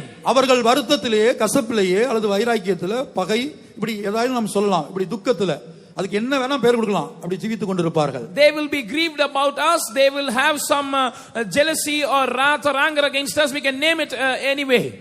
மத்தேயு 5ஆம் அதிகாரம் 23ஆம் வசனம் 24ஆம் வசனம். Matthew's Gospel chapter 5 23 and 24. இதான் கிறிஸ்துவின் உபதேசம். This is the doctrine of Christ. இதான் இயேசுவின் எலும்பு. This is the bone of Jesus. இதை நம்முடைய அனுதின ஜீவியத்திலே நாம் நோக்கி பார்க்கிறோமா? Do we look to this in our everyday life?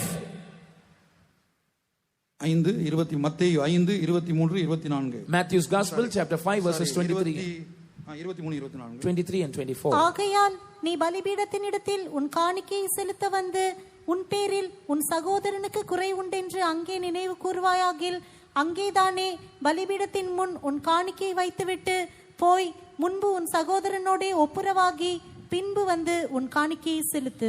Therefore if thou bring thy gift to the altar and there rememberest that thy brother hath aught against thee, leave there thy gift before the altar and go thy way.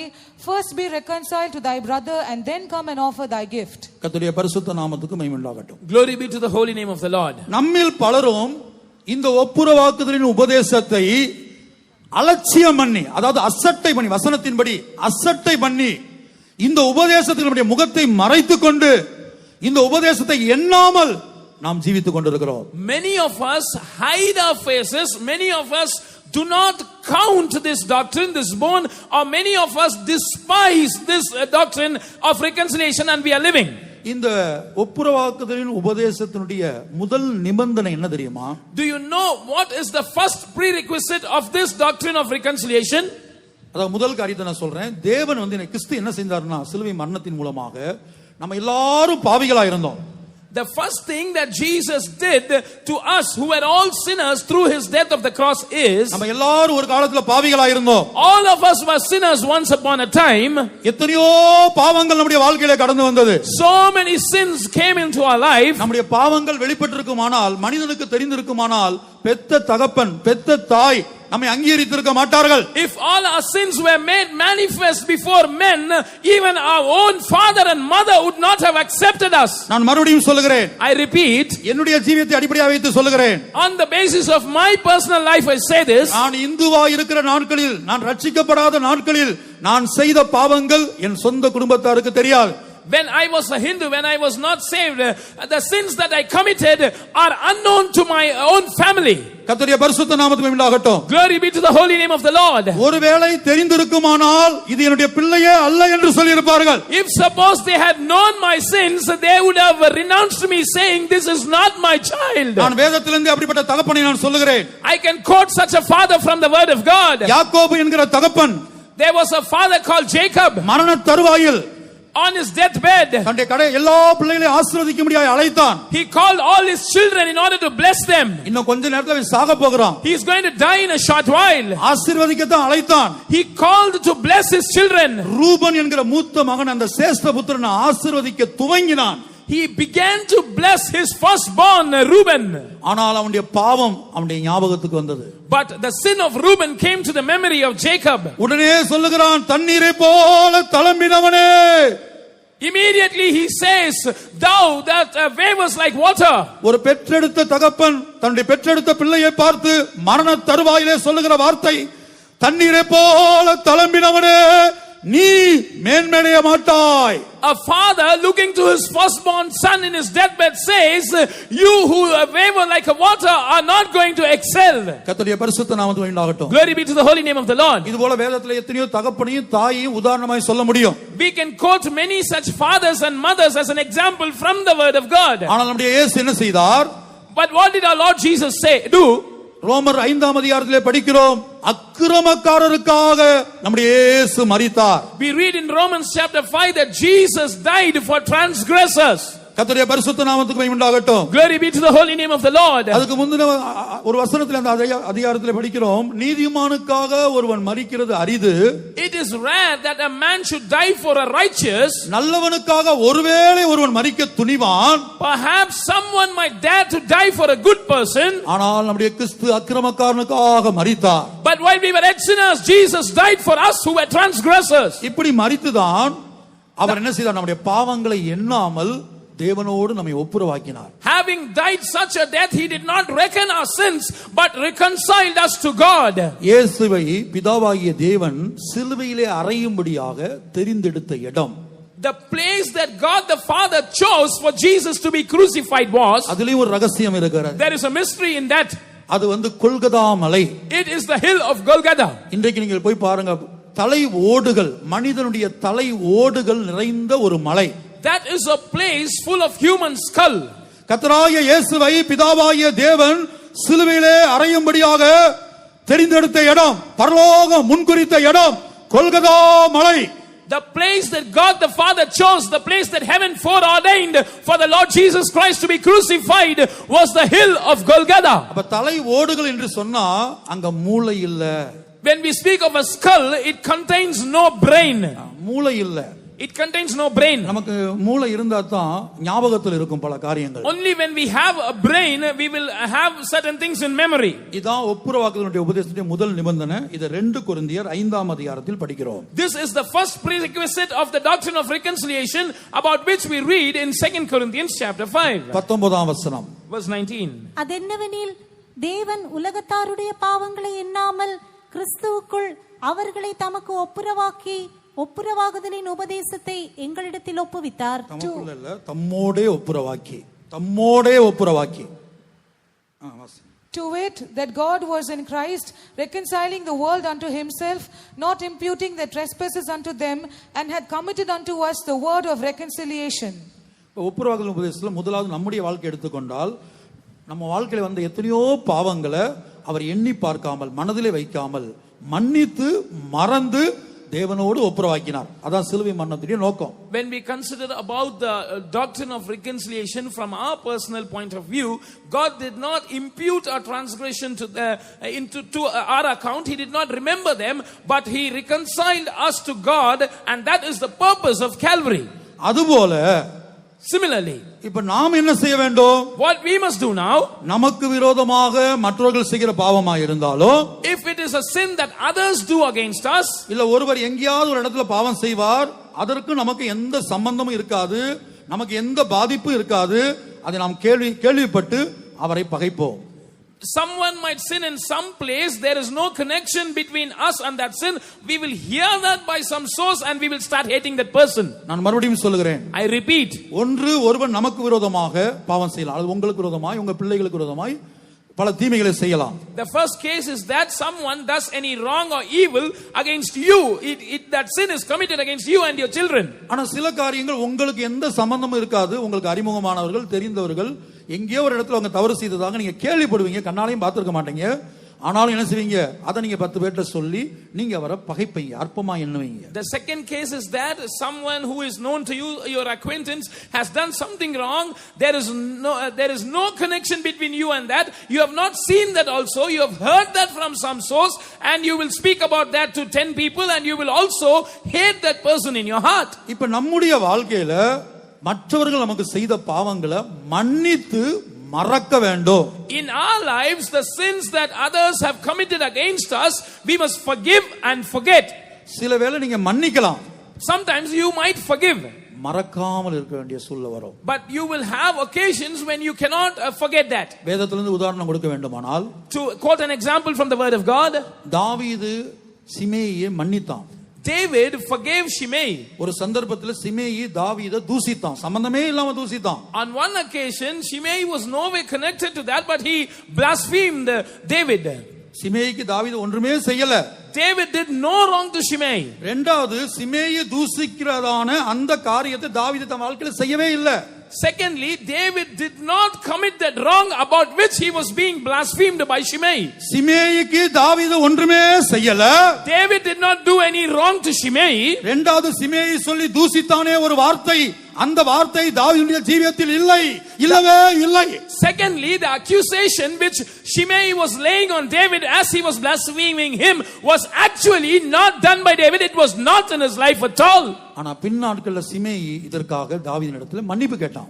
In the latter days, Shimei was asking forgiveness from David about this matter. தாவீது அதை மன்னித்தான். David also forgave him. ஆனால் மறக்கவில்லை. But he did not forget that. மரண தருவாயில தன்னுடைய குமாரனாகிய சாலமோனிடத்துல சொல்லிவிட்டு, சிமேயை குறித்து சொல்லிவிட்டு அவன் என்ன செய்தான், ஒரு விதத்தில் அவன் சொன்ன ஆலோசனை, இவனை பழி வாங்க வேண்டும், இவன் சாதாரண ஆள் இல்ல என்று சொல்லிவிட்டு மரித்தான். In his deathbed, he instructed Solomon about what has to be done to Shimei. In other words, this was the instruction that Shimei is not an ordinary person. You must somehow take revenge on him. கர்த்தருடைய பரிசுத்த நாமத்துக்கு உண்டாகட்டும். Glory be to the holy name of the Lord. நீ ஒரு செல்போன்ல தேவையில்லாத காரியங்களை வைத்தா டெலீட் பண்ணக்கூடிய ஒரு ஆப்ஷன் இருக்குது. ஒரு லேப்டாப்ல தேவையில்லாத காரியங்களை வைத்தா டெலீட் பண்ணக்கூடிய ஒரு ஆப்ஷன் இருக்குது. If you have some unnecessary files in your cell phone or laptop, there is an option to delete it.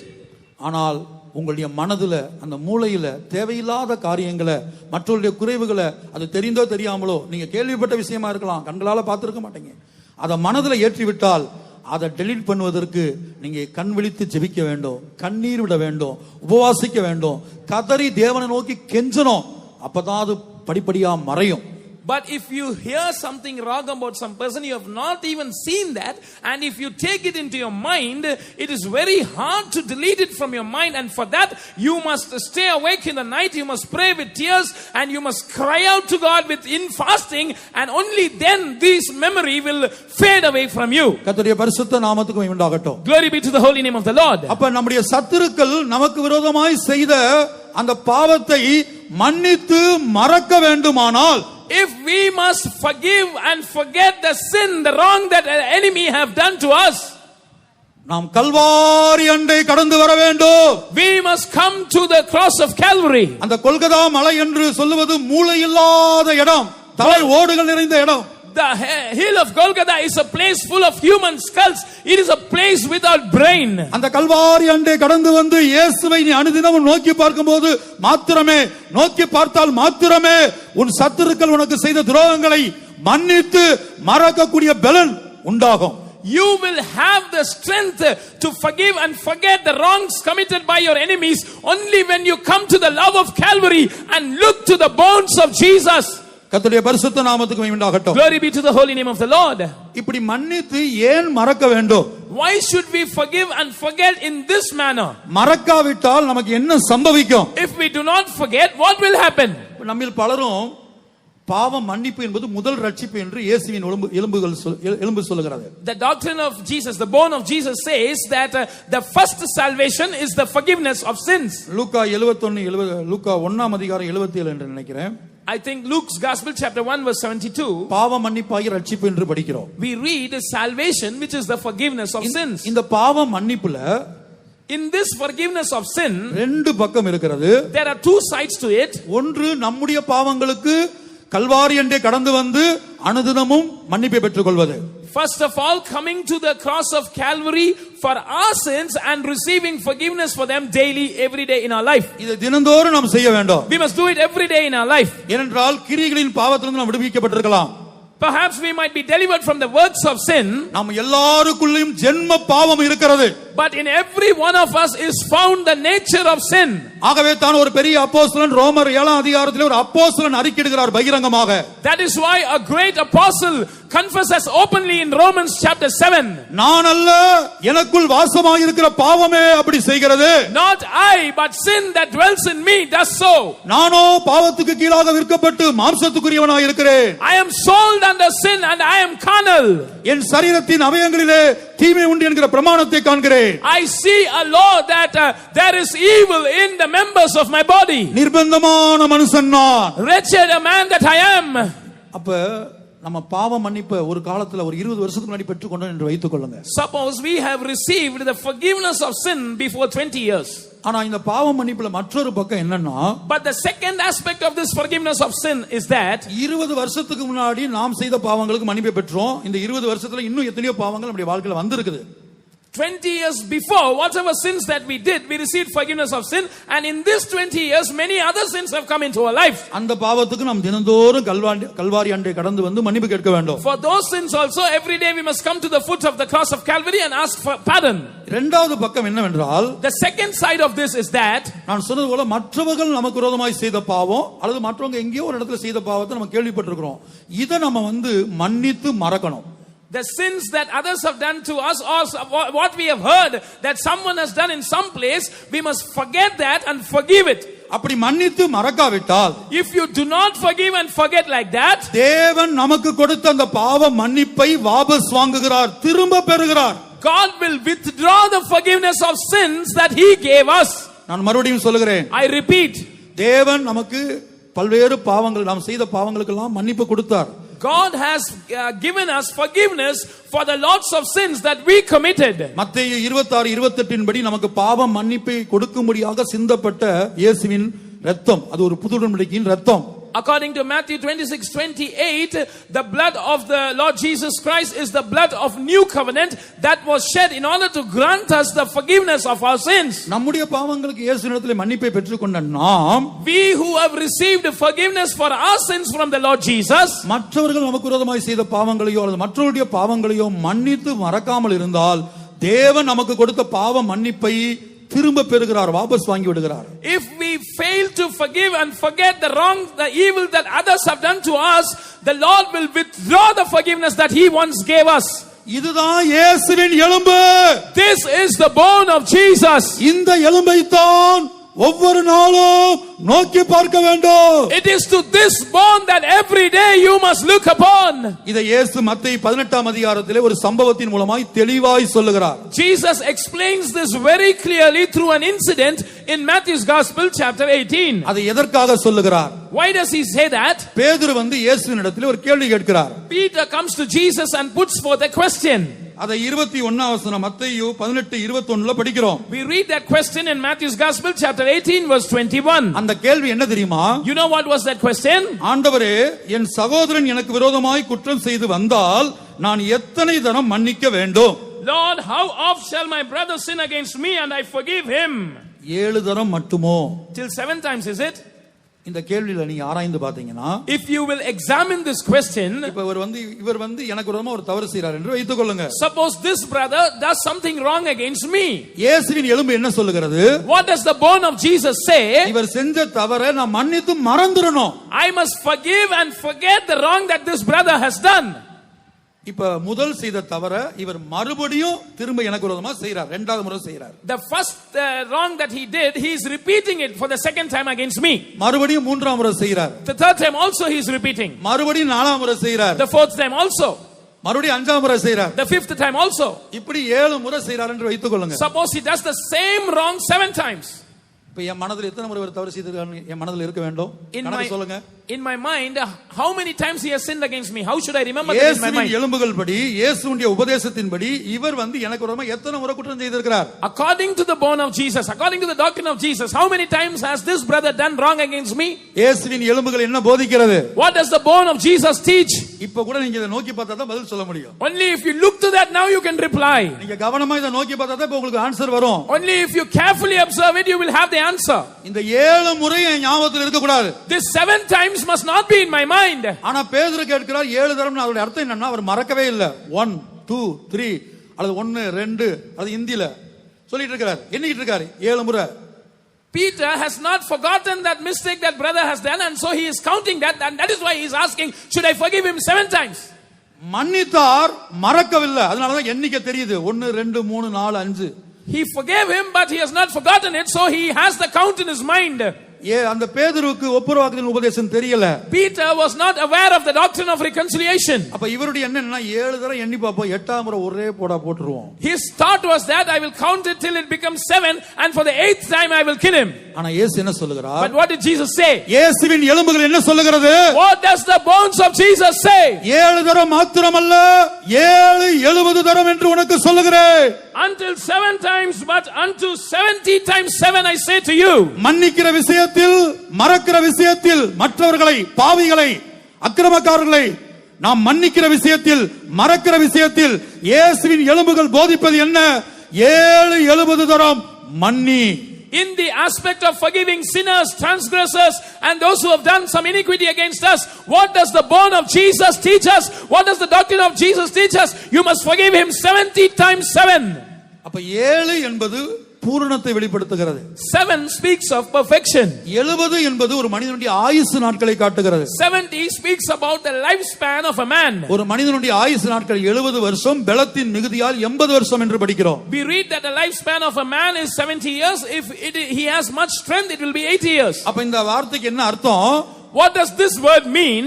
நீ மரிக்கிற வரைக்கும், நீ சாகுற வரைக்கும் அவனை மன்னிச்சுக்கிட்டே இரு. Till you die, you keep forgiving him. அது ஒரு அர்த்தம். One meaning is that. மற்றொன்று, அவன் சாகுற வரைக்கும் மன்னிச்சுக்கிட்டே இரு. Second meaning is that till that person dies, keep forgiving. கர்த்தருடைய பரிசுத்த நாமத்துக்கு உண்டாகட்டும். Glory be to the holy name of the Lord. இதுதான் இயேசுவின் எலும்பு. This is the bone of Jesus. ஒரு சிறு கூட்டம் இன்றைக்கு இந்த சென்னை பட்டணத்திலே, இந்த தாம்பரத்திலே, சுற்று வட்டாரத்திலே இந்த எலும்புகளை நோக்கி பார்த்து ஜீவித்துக் கொண்டிருக்கிறார்கள். A small group of people in the city, in the locality of Tambaram, are looking to the bones of Jesus every day as they live their life. இப்ப சொல்லுங்க, இந்த எலும்பை நான் நோக்கி பார்த்து ஜீவிக்கிறேன் நமக்கு சொல்ல முடியுமா? Now tell me whether you can say that I look to this bone and live. நான் என்னுடைய கரங்களை உயர்த்துகிறேன். நோக்கி பார்க்காம, முகத்தை மறைத்து கொண்டு, அசட்டை பண்ணி, எண்ணாமல் நான் ஜீவித்த வருஷங்கள், நாட்கள் உண்டு என்பதை நான் அந்த ஏசாயா 53:3 அந்த வசனத்தின் கூட்டத்தில் நான் இருக்கிறேன் என்பதை நான் பகிரங்கமாக திருத்துவ தேவனுக்கு முன்பாக, பரிசுத்தவான்களுக்கு முன்பாக, பரிசுத்த ஜனங்கள், பரிசுத்த தூதர்களுக்கு முன்பாக அறிக்கையிடுகிறேன். Before the triune God, before the saints of God, before the holy congregation, and before the holy angels, I can raise my hands to testify that for years I have not looked to this bone of Jesus.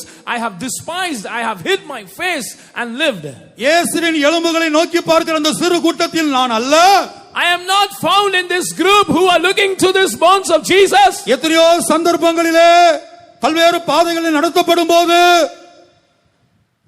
in so many occasions when I was led through different paths, ஜீவியத்திலே பல்வேறு பாதைகளை தேவன் அனுமதிக்கும் போது, when God permitted certain paths in my life, பல மனிதர்கள், நான் சொன்னது போல சிமேயிக்கும் தாவீதுக்கும் எந்த சம்பந்தமும் இல்ல. just as I told, there was no connection between David and Shimei. இரண்டாவது, சிமேயி சொல்லி தூசித்த காரியம் தாவீது செய்யவே இல்லை, சிந்தையில் கூட நினைக்கவில்லை. Secondly, David did not commit that sin about which David was being blasphemed. It was not even in his mind. இது போன்ற வாழ்க்கை என் வாழ்க்கையில, உங்க வாழ்க்கையில வரலாம். Such occasions might come in my life and your life. இதாவது சின்ன காரியம். This is a small thing. ஆனா யோசேப்பை எடுத்துக்கொண்டால், But if you consider Joseph, போத்திபாருடைய மனைவி, the wife of Potiphar, அவள்தான் குற்றவாளி. she was the person at fault. ஆனா யோசேப்பின் வஸ்திரத்தை கையில் வைத்துக்கொண்டு, But she had the garments of Joseph in her hand. யோசேப்பு தான் பாவி என்று சொல்லிவிட்டார். She accused that Joseph was the sinner. மொத்த எகிப்தும் அதை நம்பிவிட்டது. The whole country of Egypt believed that. மாத்திரமல்ல, ஒரு அபாண்ட பழி மாத்திரமல்ல, அது நிமித்தமாக ஒரு தண்டனை, சிக்ஷை யோசேப்புக்கு கொடுக்கப்பட்டது. It was not just a wrong accusation, but because of that accusation, Joseph was punished very severely. சிறைச்சாலையிலே காவல் கிடங்கிலே வைக்கப்பட்டான். He was put into the prison. தவறு செய்தவள் வெளியே இருக்கிறாள். The person who has done the wrong is outside. கர்த்தருடைய பரிசுத்த நாமத்துக்கு உண்டாகட்டும். Glory be to the holy name of the Lord. சில வேளை எவிடன்ஸ் கூட இப்படி எல்லாம் உருவாகும். Sometimes there will be evidences against you. என்னுடைய கிறிஸ்தவ வாழ்க்கையில நம்மில் யாருக்காயிலும் அப்படிப்பட்ட பாதைகள் வந்ததுண்டோ? In your Christian life and in mine, have any one of us gone through such a path? அபாண்டமான பழி சுமத்தப்பட்டது மாத்திரமல்ல, சிறைச்சாலையிலே காவல் கிடங்கிலே, டஞ்சன் என்று எழுதப்பட்டிருக்கிறது, சிறைச்சாலையிலே கொடிய இடத்திலே யோசேப்பு அடைக்கப்பட்டார். Not just a false accusation. Joseph was put into the prison. The word of God says he was cast into a dungeon. ஆனால் யோசேப்பு தான் ஒரு பரிசுத்தவான் என்பதை நிரூபிக்க போகவில்லை. போத்திபாருடைய மனைவியை குற்றவாளியாய் தீர்க்க போகவில்லை. But Joseph did not go to prove that he was a saint. Neither did he go to accuse that it was the wife of Potiphar who was the culprit. இதுபோல ஒரு பெரிய காரியம் வருமானால், if such a great accusation comes against you, மன்னித்து மறக்க கூடுமோ? can you forgive? Can you forget? நம்முடைய சுய பலத்தால் அது முடியாது. We cannot do that in our own strength. இந்த கூட்டத்துக்காக நான் ஜெபித்துக் கொண்டிருந்த போது, when I was praying for this meeting, கர்த்தர் விவாக வாழ்க்கையில கணவன் மேல் காணப்படுகிற குற்றங்கள் நிமித்தமாக அல்லது கணவனுடைய வாழ்க்கையிலே அந்தரங்க வாழ்க்கையிலே கடந்து வந்த பாவங்களை அறிந்தது நிமித்தமாக பலர் இன்றைக்கு பிரிந்து வாழ்ந்து கொண்டிருக்கிறார்கள். The Lord spoke to me about a marriage life, that is about so many people who are living a separated life after their marriage because wives have come to know about the past life, the secret life that their husbands have had. அதற்காக இந்த கூட்டத்திலே ஒரு முக்கியமான சம்பவத்தை தேவன் சொல்லும்படியாய் அனுப்பினார். And the Lord sent me to quote an important incident in this meeting. கர்த்தருடைய பரிசுத்த நாமத்துக்கு மகிமை உண்டாகட்டும். Glory be to the holy name of the Lord. நாம் எல்லாருக்கும் ஆபிரகாமை குறித்து தெரியும். All of us know about Abraham. இப்ப சாட்சி சொன்னவர் கூட அடிக்கடி ஆபிரகாமை குறித்து சொன்னார். The person who testified also mentioned Abraham often in his testimony. ஆபிரகாமுடைய விசேஷமான காரியங்கள் எத்தனையோ இருக்கிறது. There are so many specialities in Abraham. ஆனா ஆபிரகாமுக்குள்ள அதாவது ஒரு நல்ல கணவனாக, ஒரு உத்தம புருஷனாக அவன் தன்னை வெளிப்படுத்தவில்லை. But Abraham did not prove himself to be a good husband. He did not prove himself to be an upright man. இப்ப உதாரணத்துக்கு சொல்லுகிறேன், இந்த கூட்டத்துல இல்ல, ஒரு ரெண்டு பேர் எடுத்துக்கொள்ளுங்க, உலகத்தார் எடுத்துக்கொள்ளுங்க. ஒரு கணவன் மனைவி டூ வீலர்ல போயிட்டு இருக்காங்க. For example, ரோட்ல. not among this congregation, we will take someone from the outside world. A couple are traveling in a two-wheeler. திடீர்னு திருடர்கள் அவங்கள தாக்க வர்றாங்க. விசேஷமா அந்த மனைவியை தாக்க வர்றாங்கன்னு வைத்துக் கொள்ளுங்க. Suddenly they are attacked by thieves, particularly that wife is attacked. உடனே அந்த இடத்துல இருந்து மனைவியை நடு ரோட்ல நடு ராத்திரியில விட்டுட்டு கணவன் ஓடி போயிடுறார். Immediately it is midnight and the husband forsakes, deserts his wife in the mid of the road and he flees the scene. அந்த இடத்துல மனைவிக்கு பல பிரச்சனைகள் அல்லது சில சேதாரங்கள் உண்டாகிறது. The wife is attacked and she is harmed in various ways in that incident. இப்போ இந்த மனைவி மறுபடியும் அந்த கணவன்கிட்ட போய் கூட இருந்து சேர்ந்து வாழ்வாங்களா? Will this wife go back and unite herself with this husband once again? இன்றைக்கு இந்த சின்ன சின்ன காரியங்களுக்காக விவாகரத்தை கேட்டு பரிசுத்தவான்களிடத்திலே கடந்து வருகிறார்கள். Today people of God come asking for divorce even to the saints of God for petty reasons. இந்த இடத்திலேயும் கூட ஆவியானவர் சொல்லி அனுப்பி இருக்கிறார், விவாக வாழ்க்கையிலே பிரிந்த நிலவரத்தில் கணவனோடு வாழவே முடியாது என்கிற தீர்மானத்தோடு, இந்த மனிதனோடு ஜீவிக்கவே முடியாது என்கிற தீர்மானத்தோடு சிலர் இங்கே வந்திருக்கிறார்கள். The Spirit of God has convicted me and He has sent me to tell that there are quite a few people here who have come in a separated state of life. They are of the opinion that I cannot join together with my husband once again. He is such a bad person. Abraham சாராள் என்கிற அந்த ரெண்டு தம்பதிகள் கணவன் மனைவி அவங்களுடைய விவாக வாழ்க்கையில், this couple Abraham and Sarah in their marriage life, இந்த ஆபிரகாம் தன்னுடைய சொந்த ஜீவனுக்கு பயப்படக்கூடியவராய் ஒரு காலத்தில் இருந்தார். Abraham was once afraid. He wanted to save his own life. தன்னுடைய மனைவியினுடைய பரிசுத்தத்தை பார்க்கலாம், தன்னுடைய மனைவியினுடைய கற்பை பார்க்கலாம், தன்னுடைய சொந்த ஜீவன் தான் அவருக்கு பெரிதாய் இருந்தது. More than the chastity, more than the holiness of his wife, he counted his life dear into himself. முதல் சந்தர்ப்பத்தில், in the first occasion, இந்த சாராள் எங்க கொண்டு போகப்பட்டால் பார்வோனுடைய அரண்மனைக்கு கொண்டு போகப்பட்டாள். This Sarah was carried to the palace of Pharaoh. கர்த்தருடைய பரிசுத்த நாமத்துக்கு உண்டாகட்டும். Glory be to the holy name of the Lord. இந்த ஆபிரகாம் பயந்து, Abraham was afraid. இந்த ஆபிரகாம் தன்னுடைய ஜீவனை குறித்து பயந்தது நிமித்தமாக, because Abraham was afraid about his own life, ஆபிரகாமின் மனைவியாகிய சாராள் பார்வோனுடைய அரண்மனைக்கு கொண்டு செல்லப்பட்டாள். This wife of Abraham, who is Sarah, was carried to the palace of Pharaoh. அப்ப தன்னுடைய ஜீவனை பணைய வைத்து மனைவியை காப்பாற்ற வேண்டும் என்கிற சிந்தை அந்த புருஷனாகிய ஆபிரகாமுக்கு இல்லை. Abraham did not have this mind that at the cost of his life also he is supposed to save the holiness of his wife. ஆனா கர்த்தர் என்ன செய்தார்? But what did the Lord do? Abraham செய்ய வேண்டிய காரியத்தை கர்த்தர் அங்கே இறங்கி செய்கிறார். What Abraham was supposed to do, the Lord did it for Abraham. அங்கே பார்வோனுடைய அந்த வீட்டாரை, அந்த பார்வோனுடைய குடும்பத்தை, அந்த அங்கே உள்ள ஜனங்களை அவர் மகா வாதையினால் வாதித்தார் என்று ஆதியாகமத்தில் நாம் படிக்கிறோம். We read in the book of Genesis that the people of the palace of Pharaoh and the household of Pharaoh were stricken with a plague. ஆதியாகமம் 12ஆம் அதிகாரம் 12ஆம் வசனத்துல ஆபிரகாம் தனக்கு இருந்த பயத்தை அறிக்கையிடுவதை நாம் பார்க்கிறோம். We read Abraham confessing the fear that he had in him in Genesis 12:12.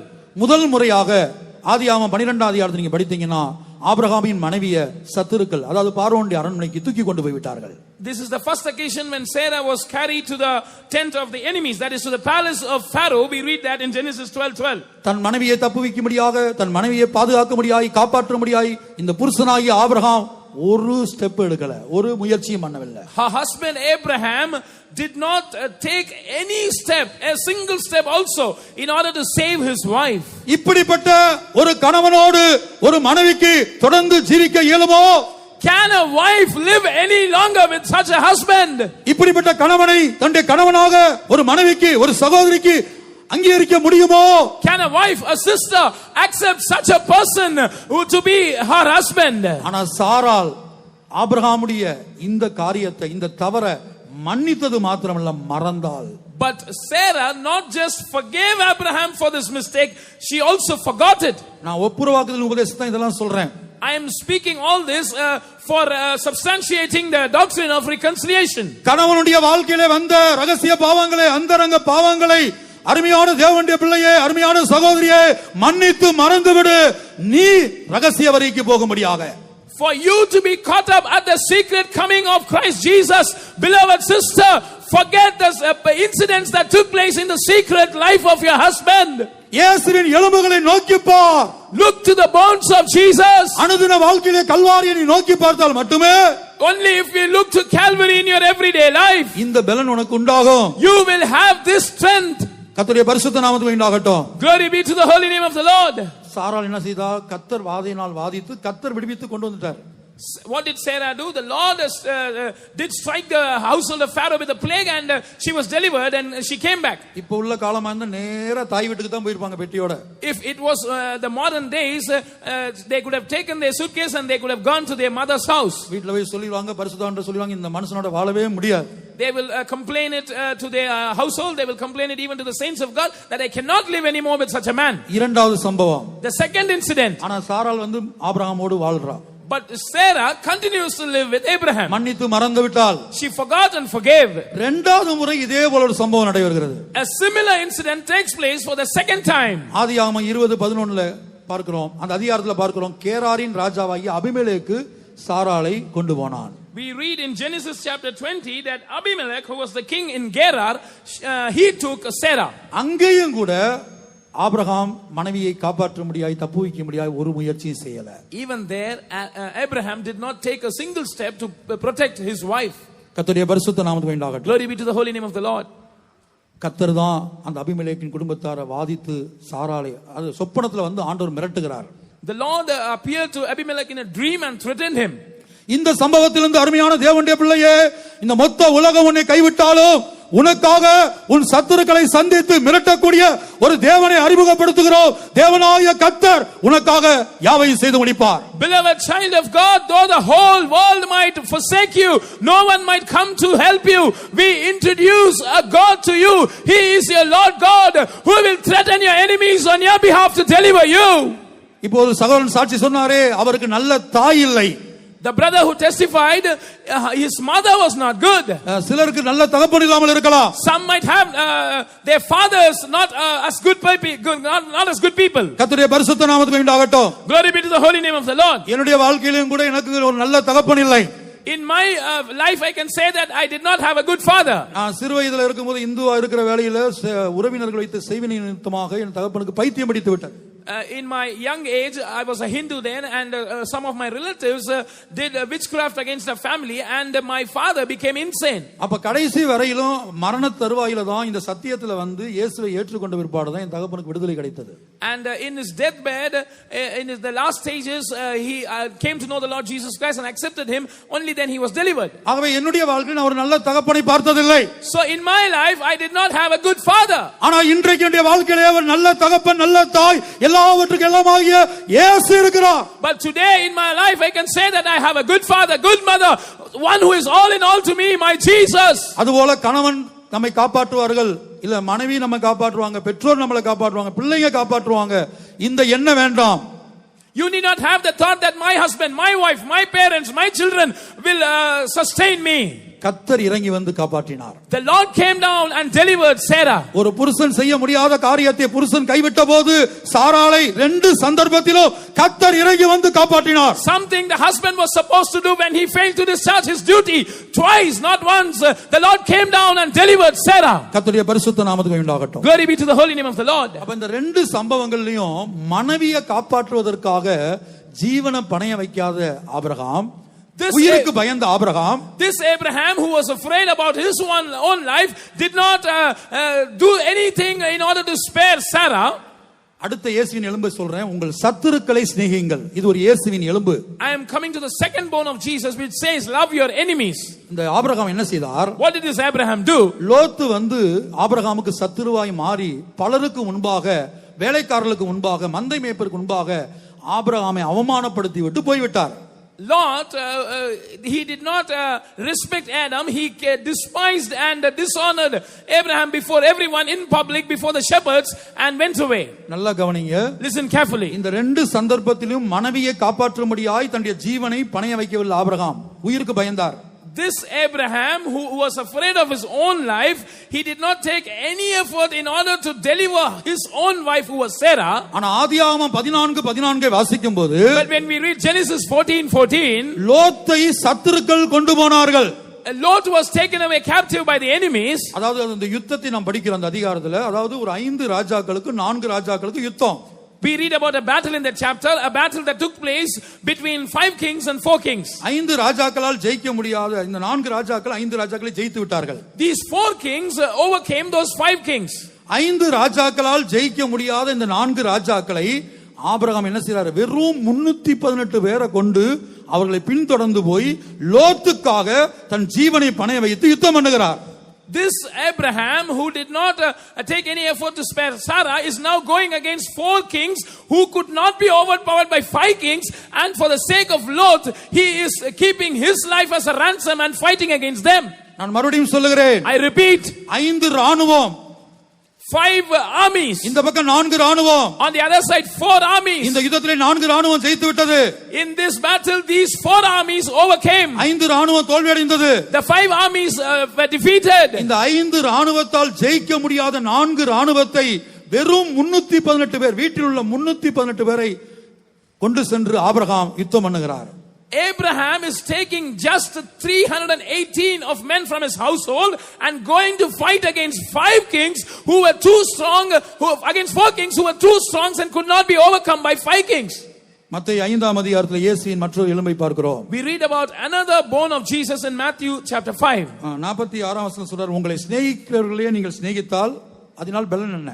46 verse 46 says, if you will love them that love you, what profit have you? ஒன்ன சிநேகிக்கிறவனை மாத்திரம் நீ சிநேகித்தா, ஒன்ன சிநேகிக்கிறவன்ட்ட மாத்திரம் நீ பேசினால், அவனோட மாத்திரம் நீ உறவாடினால் உனக்கும் உலகத்தானுக்கு என்ன வித்தியாசம்? If you will love them that love you, if you will have your conversation only with them, and or if your relationship only with them, what is the difference between a worldly person and you?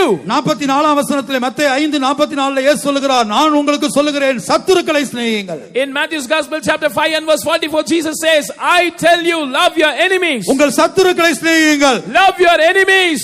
இங்கே லோத்து ஆபிரகாமுக்கு சத்துருவாய் மாறிவிட்டான். Now Lot has become an enemy to Abraham. அவனை 4 ராஜாக்கள் கொண்டு போய் விட்டார்கள். 4 kings have taken him captive.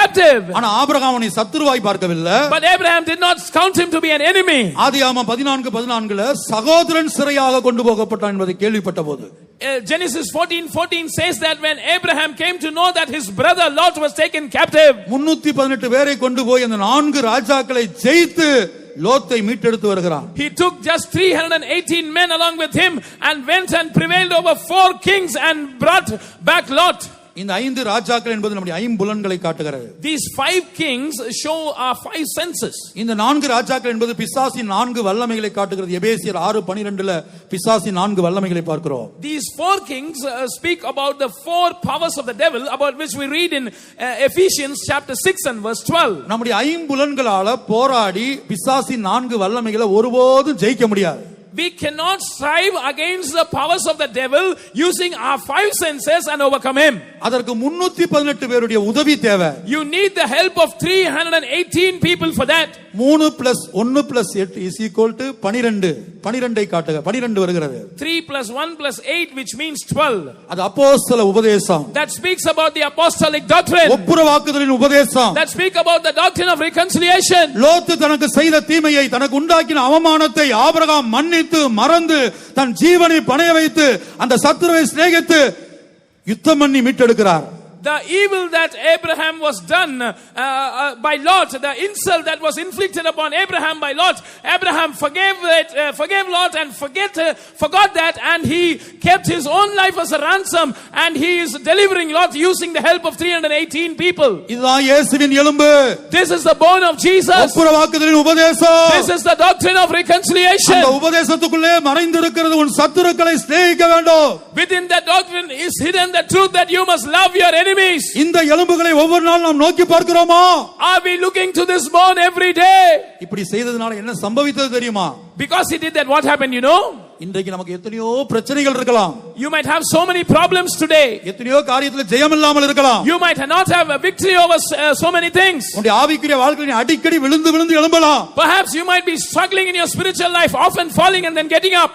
உனக்காக எனக்காக நாம் இருக்கிற இடத்துல ஆவியானவர் இறங்கி வர வேண்டுமா? Do you want the Holy Spirit to come to the place right where you, to help you and me? நான் மறுபடியும் சொல்லுகிறேன். I repeat. எந்த பிரச்சனையில் நீ காணப்படுகிறாய்? In which problem are you found entangled? எந்த போராட்டத்தில் நீ காணப்படுகிறாய்? In which conflict are you entangled? இந்த உலகத்தில் இந்த சமுதாயத்தில் நிற்க முடியாத நிலவரத்தில் நீ நிற்கிறாயோ? Are you in a position where you are not able to stand upright in this society? உனக்காக திரித்துவத்தின் 3ஆம் ஆழ்த்தத்துவமாகிய பரிசுத்த ஆவியானவர் ஒரு மனித ரூபத்தில் உனக்கு உதவி செய்ய முடியாய் இந்த பூமிக்கு இறங்கி வர வேண்டுமானால், if you want the third personality in the triune Godhead, the Holy Spirit, to come to help you in the place right where you are. அங்க என்ன சம்பவித்தது? ஆபிரகாம் லோத்துக்காக யுத்தம் பண்ணி ஜெயம் எடுத்து மீட்டெடுத்த போது, அவன் செய்த காரியத்தை மன்னித்து மறந்த போது, மெல்கிசேதேக்கு இறங்கி வந்தார். மனித ரூபத்தில் மெல்கிசேதேக்கு இறங்கி வந்து ஆபிரகாமுக்கு அப்பமும் ரசமும் கொடுத்தார்.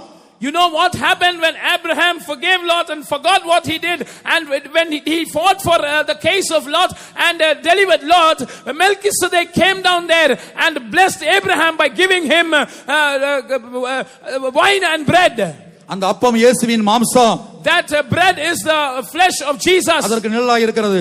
That is a shadow to the flesh of Jesus. அந்த ரசம் இயேசுவின் இரத்தம். And that wine is a shadow to the blood of Jesus. யோவான் 6:54 இயேசு சொல்கிறார், என் மாம்சத்தை புசித்து என் இரத்தத்தை பானம் பண்ணுகிறவனுக்கு நித்திய ஜீவன் உண்டு. Jesus says in John 6:54 that he that eateth my flesh and drinketh my blood will have eternal life. அது பானம் பண்ணுகிற வார்த்தைக்கு மூல பாஷையில உறிஞ்சி குடிப்பவன் என்று எழுதப்பட்டிருக்கிறது. For the term drinking in the original tongue, it is mentioned that he that sups it. இயேசுவின் மாம்சத்தை இயேசுவின் இரத்தத்தை ஆவியானவர் நமக்கு கொடுக்க வேண்டுமா? நாம் கடந்து போகிற பிரச்சனைகளுக்கு ஏற்றவாறு, சோதனைகளுக்கு ஏற்றவாறு நம்முடைய வாழ்க்கையில், உன்னுடைய குடும்பத்தில் கொடுக்க வேண்டுமா? According to the trials, according to the problems that we are encountering in our personal life and in our families, do you want the Holy Spirit to share the flesh of Jesus and the blood of Jesus with you? இயேசுவின் எலும்புகளை நோக்கி பார். Look to the bone of Jesus. ஒப்புரவாக்குதலின் உபதேசத்திலே உண்மையாய் இருப்பேன் என்று தீர்மானி. Make a decision that I will be true in the aspect of the doctrine of reconciliation. அன்றைக்கு ஆபிரகாமுக்காக திரித்துவத்தின் 3ஆம் ஆழ்த்தத்துவமாகிய மெல்கிசேதேக்கு பரிசுத்த ஆவியானவர் இந்த பூமிக்கு இறங்கி வந்தது போல, உனக்காக உன்னை தூக்கி எடுக்க முடியாக, உன்னை காப்பாற்ற முடியாக அவர் இறங்கி வருவார். Just like Melchizedek, who is a shadow to the Holy Spirit, the third person of the triune Godhead, came down to meet Abraham, he will come down for you as well. ஒரே ஒரு எலும்பை குறித்து மட்டும் தான் சொன்னேன், சமயம் முடிந்து விட்டது. I spoke about just one bone, the time is over. இனி ஏசாயா 53:3 நாம் பார்த்தபடி நாம் எண்ணாமல் போன 3 காரியங்களை நான் சொல்லுகிறேன். அதை விலக்கி சொல்ல முடியாது. As we read in Isaiah 53:3, I will speak about three things that we did not consider. There is no time to explain. இயேசு எதற்காக சிலுவையிலே தொங்கினார் என்பதை நாம் எண்ணாமல் ஜீவித்துக் கொண்டிருக்கிறோம். We are living without reckoning why Jesus died for us on the cross. முதலாவதாக, the first reason, கலாத்தியர் 1ஆம் அதிகாரம் 4ஆம் வசனத்தின்படி, according to Galatians chapter 1 and verse 4, இப்பொழுதுள்ள பொல்லாத பிரபஞ்சம், தமிழ்ல இப்பொழுதுள்ள பொல்லாத பிரபஞ்சம், ஆங்கிலத்தில் present evil world, the present evil world, இப்பொழுதுள்ள பொல்லாத உலகத்தினின்று நீங்கள் நானும் விடுவிக்கப்படும்படியாக இயேசு சிலுவையிலே தொங்கினார். Jesus hung on the cross so that you and I might be delivered from this present evil world. அப்ப ஒவ்வொரு நாளும் கல்வாரியை நோக்கி பார்த்து, ஆண்டவரே பொழுதுல பொல்லாத உலகத்திலிருந்து என்னை விடுவிக்க வேண்டுமேன்னு நம்ம எத்தனை பேர் ஜெபிக்கிறோம், எத்தனை பேர் கல்வாரியை நோக்கி பார்க்கிறோம்? How many of us look to the cross every day and pray to the Lord saying that, Lord, you must deliver me today from this present evil world? பொழுதுல பொல்லாத உலகம் என்று சொல்லும்போது, when we speak about this present evil world, இன்றைக்கு பாத்தீங்கன்னா Facebook, Twitter, today we see Facebook, Twitter, WhatsApp, smart phone, இன்னும் பல்வேறு ஒவ்வொரு நாளும் நவீன கண்டுபிடிப்புகள், WhatsApp, smartphone, and everyday modern inventions. மதுரையில காலேஜுக்கு போகிற பிள்ளைகள்லாம் வரிசையில் நின்று கொண்டிருந்தாங்க ஒரு ஷோரூம்ல. And in a showroom I found college girls standing in a long queue outside a showroom. அதற்கு என்ன காரணம் என்று கேட்டால், I inquired what is the reason. இப்போது ரிலையன்ஸ் கம்பெனில, now in the Reliance company, free sim கொடுக்கறாங்க. they are giving free sim. மொபைல்ல use பண்ணலாம். You can use it in your mobile. 24 மணி நேரம் ஃப்ரீயா பேசலாம், 24 மணி நேரம் நீ நெட்ல உட்காரலாம், ஃப்ரீயா நெட் யூஸ் பண்ணலாம். 24 hours you can talk freely and 24 hours you can browse the net. அப்ப பிசாசுடைய நோக்கம் என்ன? What is the purpose of the devil? நீ தேவ சமூகத்தில் உட்கார கூடாது, தேவனோடு தனித்து இருக்க கூடாது. You must not sit in the presence of God, you must not spend time alone with God. இயேசுவின் ரகசிய வருகை எடுத்துக்கொள்ளப்பட வேண்டுமானால், இயேசு சொன்ன எலும்பு, இயேசுவின் எலும்பு என்ன தெரியுமா? You know what is the bone of Jesus for you to be caught up at the secret coming of the Lord? வருகையிலே போவதற்கு இயேசு சொன்ன எலும்பு என்ன தெரியுமா? இயேசுவின் உபதேசம் என்ன தெரியுமா? You know what is the doctrine that Jesus taught for us to be caught at the rapture? லூக்கா 21:36, மனுஷகுமாரனுக்கு முன்பாக நிற்க பாத்திரவான்களாய் எண்ணப்படுவதற்கு எப்போதும் ஜெபம் பண்ணி விழித்திரு. Watch and pray always so that you might be accounted worthy to stand before the Son of Man, as we read in Luke 21:36. ஆனா பிசாசு என்ன செய்கிறான்? But what does the devil do? இந்த உலகத்துக்கு அடிமைப்படுத்துகிறான். He enslaves you to this world. உலகத்துல இன்றைக்கு பார்த்தா வாட்ஸ்அப்ல அநேக தேவனுடைய பிள்ளைகள் வாட்ஸ்அப்ல இருக்காங்க. Today when we see many children of God, they are members of WhatsApp. உலகத்துல புதிதாக என்ன வருகிறதோ உடனே அதை வாங்குகிறார்கள். Whatever new inventions come in this world, people of God buy them immediately. பாபிலோன்ல ஜீவித்த தானியேல் ராஜபோஜனத்தினால் நான் என்னை தீட்டுப்படுத்திக் கொள்ள மாட்டேன் என்று கர்த்தருக்காக வைராக்கியமாய் ஜீவித்தான். Daniel, who lived in Babylon, lived a life full of zeal for the Lord, that I will not defile myself with the king's meat. இந்த உலகத்துல கரை இருக்கிறது.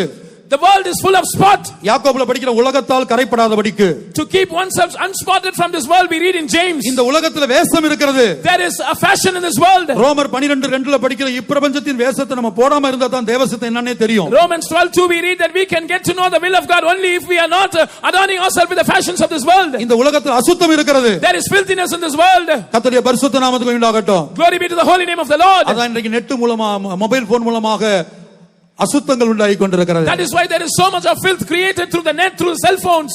இந்த உலகத்திலிருந்து நாம் விடுவிக்கப்படும்படியாக தான் இயேசு சிலுவையிலே தொங்கினார். அதை எண்ணி பார்க்க வேண்டும். We must reckon that Jesus died, he hung on the cross so that we might be delivered from this present evil world. இரண்டாவது காரணம், the second reason, எபேசியர் 5:27, 26-27 இன்படி, according to Ephesians 5:26 and 27, 27 கரை திரை முதலானவைகள் ஒன்றுமில்லாமல் பரிசுத்தமும் பிழையற்ற ஒரு மகிமையுள்ள சபையாக நம்மை மாற்றுவதற்காக ஒரு சிலுவையிலே தொங்கினார். அதை தினந்தோறும் சிலுவையை நோக்கி பார்த்து நாம் எண்ணி பார்க்க வேண்டும். We must every day look to the cross and reckon that Jesus died to make us a church which is holy and without blemish, without any spot, wrinkle or any such thing.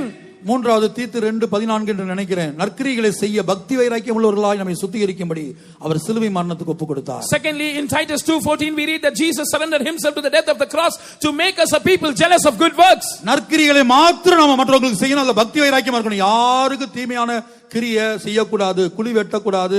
Our works towards others should be only good works. We must not dig grave for others, and we must be jealous in doing good works. யாருக்கும் கெடுதல் செய்யக்கூடாது. We must not do any evil to others. நான் ஆரம்பத்தில் சொன்னேன், I told in the beginning, எத்தனை வருஷம் நான் இதற்குள்ள இருந்தாலும், so many years I can be in this faith, இந்த எலும்புகளை நோக்கி பார்க்காம, if I do not look to these bones, நான் ஜீவித்து மரிக்கலாம். I can live and die. அதற்கு ஒரு உதாரணம் சொல்லி நான் முடிக்கிறேன். I will quote an example for that and finish. இளைய குமாரன் மூத்த குமாரன். There was a elder son, there was a prodigal son. அந்த இளைய குமாரன் வந்து தகப்பனிடத்தில் ஆஸ்தியை கேட்டு வாங்கி போனா நமக்கு அதெல்லாம் மனப்பாடமா தெரியும். We know that the prodigal son, he departed having divided his spoil of the share. ஆனா அவன் திரும்பி வந்தான். He came back. தகப்பன் அவனுக்கு ஒரு விருந்து கொடுத்தார். The father arranged a feast for him. உயர்ந்த வஸ்திரம் கொடுக்கப்பட்டது. He was given costly garments. மோதிரம் கொடுக்கப்பட்டது. He was given a ring. பாதரட்சை கொடுக்கப்பட்டது. He was given good footwear. கொழுத்த கன்று அடிக்கப்பட்டது. And an animal was slain. அடுத்து மியூசிக் டான்ஸ் அங்க நடந்தது. There was good music and dance. மூத்த குமாரன் அதை கேள்விப்படுகிறார். The elder son is now getting to know this. அவர் சொல்றாரு, இத்தனை வருஷ காலமா உம்முடைய வீட்ல நான் இருக்கிறேன். I am in your house for so many years. He is complaining to the father. உம்முடைய ஒரு கற்பனை நான் மீறினதே இல்ல. I have not transgressed even one of your commandments. ஆனா என்ன செய்தீர்? But what did you do? எனக்கு ஒரு ஆட்டுக்குட்டியை கூட கொடுக்கல. You have not given me a lamb. அடுத்து இந்த இளைய குமாரனை பார்த்து சொல்றாரு, Now looking to the prodigal son, he says, வேசிகளிடத்தில் ஆஸ்தியை அழித்து போட்ட இவன் வந்த உடனே இவனுக்கு ஒரு விருந்து. when this person who has destroyed all your riches to the hands of the fornicators, you have arranged a feast for him. இங்க பாருங்க, மூத்த குமாரன் சொல்றாரு, இத்தனை வருஷ காலமாக தகப்பனோட இருக்கிறார். For so many years the elder son has been with the father. He is saying, அதை நான் இந்த சபைக்கு ஒப்பிடுகிறேன். I compare this to the church. தேவன் கிருபையாக நம்மை இந்த தகப்பனுடைய வீட்டுக்கு கொண்டு வந்தார், இந்த பரிசுத்தவான்களுடைய ஐக்கியத்துக்கு கொண்டு வந்தார். God has graciously brought us to the father's house, to the fellowship of the saints. 20 வருஷம் 30 வருஷம் இதுக்குள்ள இருக்கலாம் நம்ம. 20 or 30 years we have been in this. ஆனா இந்த மூத்த குமாரன் இத்தனை வருஷம் இருந்தும் தகப்பன் யார், தகப்பனை கவனித்து பார்க்கல, தகப்பனுடைய சுபாவத்தை கவனித்து பார்க்கல. But having been in the father's house for such a long period, this elder son was not aware of who his father was, because he did not look and consider who his father was. வருஷ கணக்காக தகப்பனுடைய வீட்டிலே இருந்து கொண்டு எங்கேயோ பாவம் செய்து கொண்டிருக்கிற வேசிகளிடத்தில் ஆஸ்தியை அழித்து போட்ட கெட்ட குமாரனை, தன்னுடைய சகோதரனை கவனித்து பார்க்கிறான். He was looking towards his younger brother, the prodigal son who destroyed all the brother's property in the hands of the adulteresses. He was considering him. இந்த பெரிய வீட்டிலே பரலோக குடும்பத்திலே கர்த்தர் நம்மை கொண்டு வந்திருக்கிறார். The Lord has brought us to this great house, the family of heaven. 30 வருஷம் 40 வருஷம் இதுக்குள்ளேயே இருக்கலாம். 30 or 40 years we are found here. நீ யாரை கவனித்து பார்க்கிறாய்? To whom are you looking? பரம அழைப்புக்கு பங்குள்ளவர்களாகிய பரிசுத்த சகோதரரே, holy brethren, partakers of the heavenly calling, நாம் அறிக்கை பண்ணுகிற கிறிஸ்து இயேசுவை கவனித்து பார்க்கிறோமா? let us look, are we looking to the Christ Jesus whom we are professing? இல்ல இந்த தமிழ்நாட்டுல, லண்டன்ல, அமெரிக்காவுல, இல்ல ஏதாவது ஒரு கிராமத்துல யார் என்ன பாவம் செய்றாங்க, எங்க எவன் ஓடி போறான், எங்க எவன் விழுந்து போறான், இதை பார்த்து கொண்டிருக்கிறோமா? இதை கவனித்து பார்க்கிறோமா? Or else are we looking towards this world, to London, to Paris, or to some other place, to some remote village, and observing who is going, running away with whom, who is falling? மூத்த குமாரன் தகப்பனுடைய வீட்டுல வருஷக்கணக்காக இருந்தும் தகப்பன் யார் என்று, தகப்பனுடைய சுபாவம் என்ன என்று அவன் கற்றுக்கொள்ளவே இல்லை, கவனித்து பார்க்கவே இல்லை. The elder son, after having remained in the father's house for such a long period, he did not learn, he did not know who his father was, because he never considered his father. அந்த தகப்பனுடைய சுபாவம் என்ன? What was the nature of the father? வேசிகளிடத்தில் ஆஸ்தியை அழித்து போட்ட தன்னுடைய குமாரனை மன்னித்து மறந்து விட்டார். The father forgave and forgot the sin of the prodigal son who destroyed all the father's property by committing sin with adulteresses. ஆனா மூத்த குமாரனுக்கு அது முடியல.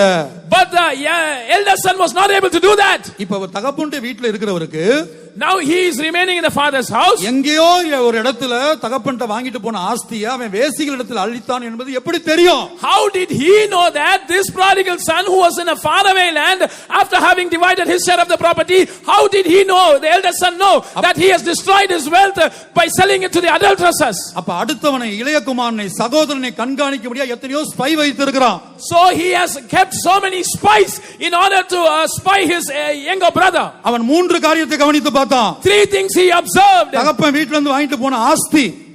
He was careful about the wealth that the younger son took. இரண்டாவது வேசிகள். Secondly, he observed about the adulteresses. மூன்றாவது அவன் செய்த பாவம். Thirdly, the sins that the younger son committed. வருஷக்கணக்கா தகப்பன் வீட்ல இருந்து தகப்பனை நோக்கி பார்த்து, தகப்பனை கவனித்து பார்த்து அவருடைய சுபாவத்தை அனுபவமாய் மாற்றாமல் He who was in the Father's house for such a long time, he did not look at the Father, he did not look at the character of the Father, and he did not change himself to be like the Father. எங்கேயோ விழுந்து போன ஒரு மனிதனை, வேசியை, ஆஸ்தியை கவனித்து பார்த்து கொண்டிருக்கிறான். Rather his focus was upon a fallen man who was in some long distance, upon adulteresses and upon the wealth. இரண்டாவதாக, Secondly, இவன் வந்த பிற்பாடு after he came back, தகப்பன் மன்னித்து மறந்தானே, the father forgave and forgot, isn't it? அந்த சுபாவத்தை கவனித்து பார்க்காம, He did not look at that character of the father. கொளுத்த கன்றை அடிப்பித்தீரே, You ordered an oxen to be killed for him. மோதிரத்தை கவனித்து பார்க்கிறான். He's observing at the ring. வஸ்திரத்தை கவனித்து பார்க்கிறான். He's observing at the cloth. பாதரட்சியை கவனித்து பார்க்கிறான். He's looking at the footwear. கொளுத்த கன்றை கவனித்து பார்க்கிறான். He's looking at the fatling. அங்க மியூசிக் போட்டு டான்ஸ் நடக்குது, விருந்து நடக்குது, அத கவனித்து He's பார்க்கிறான். looking at the feast full of music and dance. இதையெல்லாம் கவனித்து பார்த்ததுனால, Because he considered all this, தகப்பன் வருந்தி அழைத்தும், though the father requested, pleaded with him, இவனுக்கு கோபம் வந்து உள்ளே போக மனதில்ல. he was angry, he was furious, he was not minded to go in. அவன் உள்ளே போனதாக நம்ம வேதத்துல பார்க்கிறது இல்ல. We did not read in the word of God that he went in finally. எத்தனை வருஷம் இதுக்குள்ள இருக்குங்கிறது முக்கியம் இல்ல. It is not important for so many years we are there in this faith. நீ இதற்குள்ள இருந்து யாரை கவனித்து பார்க்கிறாய், யாரை நோக்கி பார்க்கிறாய்? Remaining here, to whom are you looking? To whom are you looking and considering? நாம் எல்லாரும் தயவு செய்து கண்களை மூடுவோம். Let us all close our eyes. ஒரே ஒரு சம்பவத்தை சொல்லி முடிக்கிறேன். I want to quote an incident and finish. ஒரு மரித்து போன மனிதனை அடக்கம் பண்ணும்படியாய் கொண்டு போனார்கள். A dead man was being carried to be buried. ஒரு ராணுவம் குறுக்கே வந்தது. Army came in between. அந்த செத்து போன பிரேதத்தை போட்டுட்டு எல்லாரும் ஓடிட்டாங்க பயத்துல. The dead corpse was cast down there itself and everyone fled the scene. அந்த பிரேதம் விழுந்த இடத்துல எலிசாவின் எலும்புகள் காணப்பட்டது. The bones of Elisha were found in that very same place in which the corpse fell. பழைய ஏற்பாட்டில் படிக்கிறோம். We read in the Old Testament about this. எலிசாவின் எலும்புகள் மேல அந்த செத்து போன பிரேதம் விழுந்தபோது, when the dead carcass fell upon the bones of Elisha, அவன் உயிரோடு எழும்பினான் என்று எழுதப்பட்டிருக்கிறது. this dead person came back to life again. இந்த இடத்துல பாவத்துல மரித்த நிலவரத்துல நம்ம வந்திருக்கலாம். Perhaps you might have come here in a state being dead in sin. எபேசியர் 2:1 படி, according to Ephesians 2:1, அக்கிரமம் பாவம் இருந்தா நாம் மரித்த நிலவரத்தில் இருக்கிறோம். if we have sins and trespasses, we are in a dead state. வெளிப்படுத்தின விசேஷத்துல சபையை பார்த்து ஆவியானவர் சொல்லுகிறார், அபிஷேகம் பண்ணப்பட்ட ஜனத்தை பார்த்து சொல்லுகிறார். In the book of Revelation, looking at the church, looking at the anointed people of God, the Holy Spirit says, நீ உயிருள்ளவன் என்று பெயர் கொண்டிருந்து செத்தவனாய் இருக்கிறாய். though you have the name of a living person, you are dead. இப்ப ஒரே ஒரு கேள்வியை நாங்கள் எல்லா தேவ ஊழியர்களும் சேர்ந்து பரலோகத்தை நோக்கி கேட்டு ஜெபிக்க போகிறோம். All the servants of God, we are going to ask one question to heaven and we are going to pray. ஒரே ஒரு கேள்வியை பரத்தை நோக்கி, பிதாவை நோக்கி ஒரு பிச்சைக்காரனை போல கேட்கிறோம். Like a beggar, we are asking one single question towards heaven, to God the Father.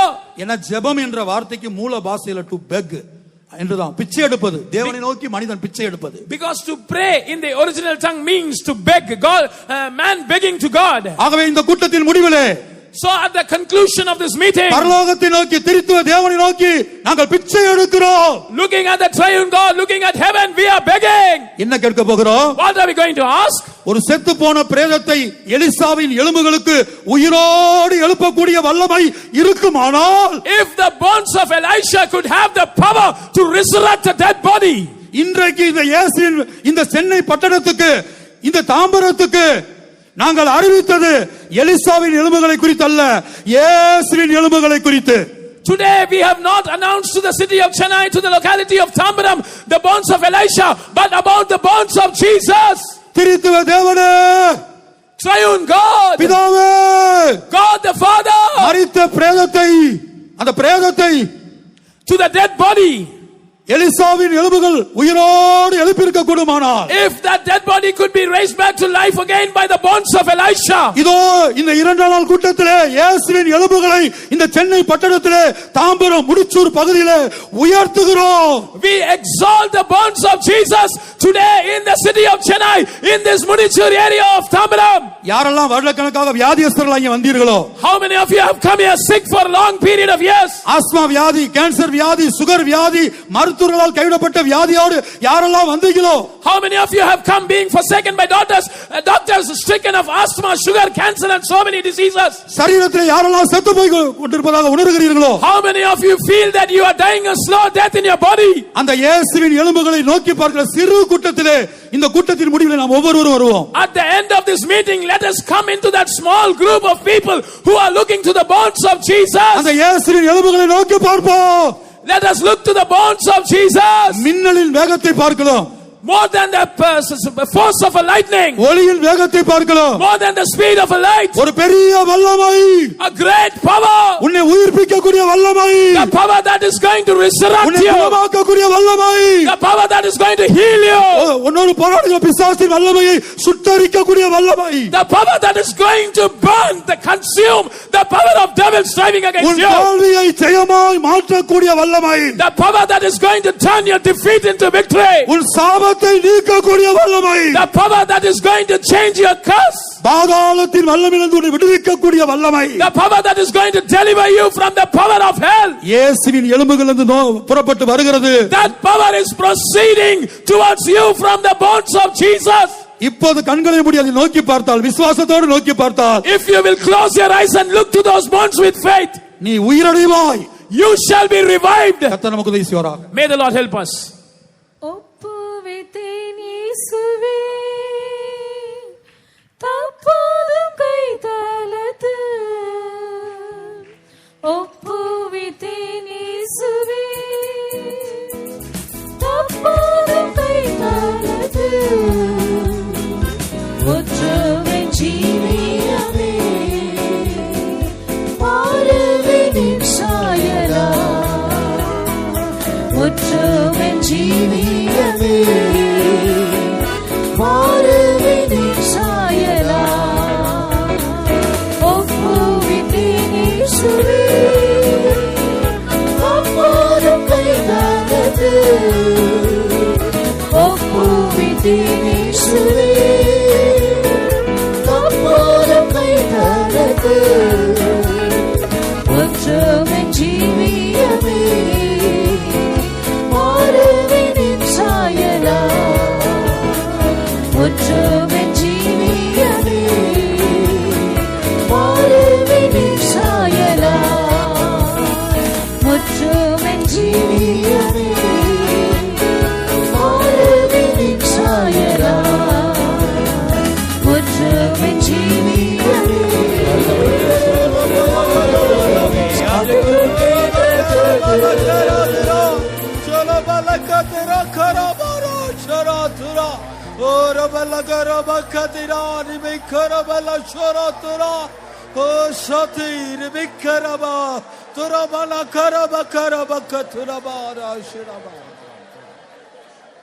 நாம் எல்லாரும் நம்முடைய வலது கையை உயர்த்தி நாம் தேவனை ஸ்தோத்திரம் பண்ணுவோம். சோத்ரா சோத்ரா சோத்ரா சோத்ரா சோத்ரா சோத்ரா. இந்த மாலை வேளையில் திரளாய் ஆத்துமாக்கள் தேவன் தம்மண்டையில கூட்டி சேர்த்தார். அதற்காக ஸ்தோத்திரம் பண்ணுவோம். சோத்ரா சோத்ரா சோத்ரா சோத்ரா சோத்ரா சோத்ரா. இயேசுவை நோக்கி பார்த்தவர்கள் வெட்கப்படுகிறதில்லை, அவர்கள் ரட்சிக்கப்படுகிறார்கள், அவருடைய முகங்கள் பிரகாசம் அடைகின்றன. அதற்காக ஸ்தோத்திரம் பண்ணுவோம். சோத்ரா சோத்ரா சோத்ரா சோத்ரா சோத்ரா சோத்ரா சோத்ரா.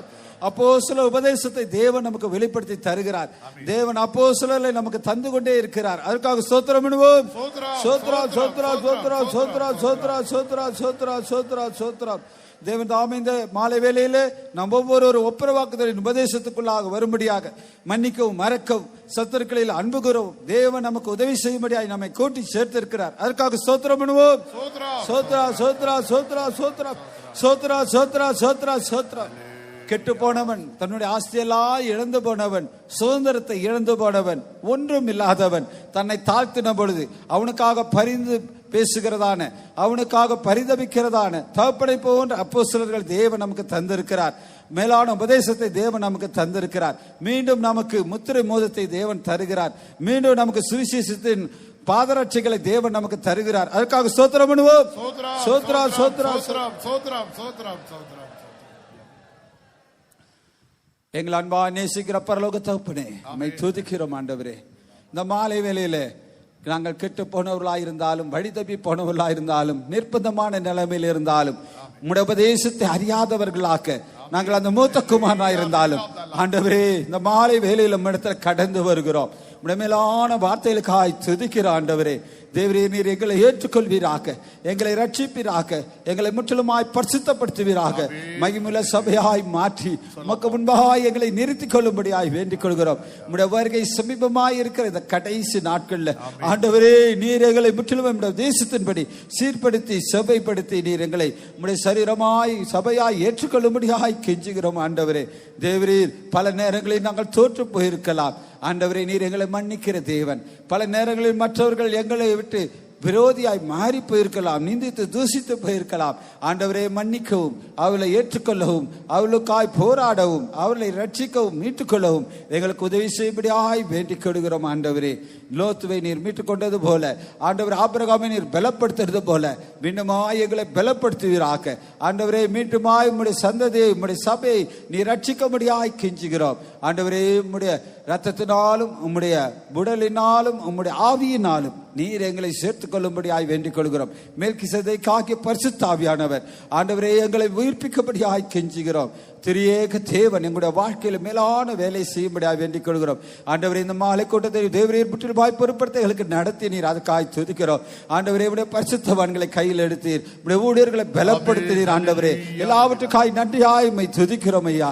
ஆண்டவரே வசனம் பேசும்படியாவுடைய மகனை உம்முடைய வார்த்தையினால் நிரப்பினீர், உம்முடைய உபதேசங்களை தந்தீர்.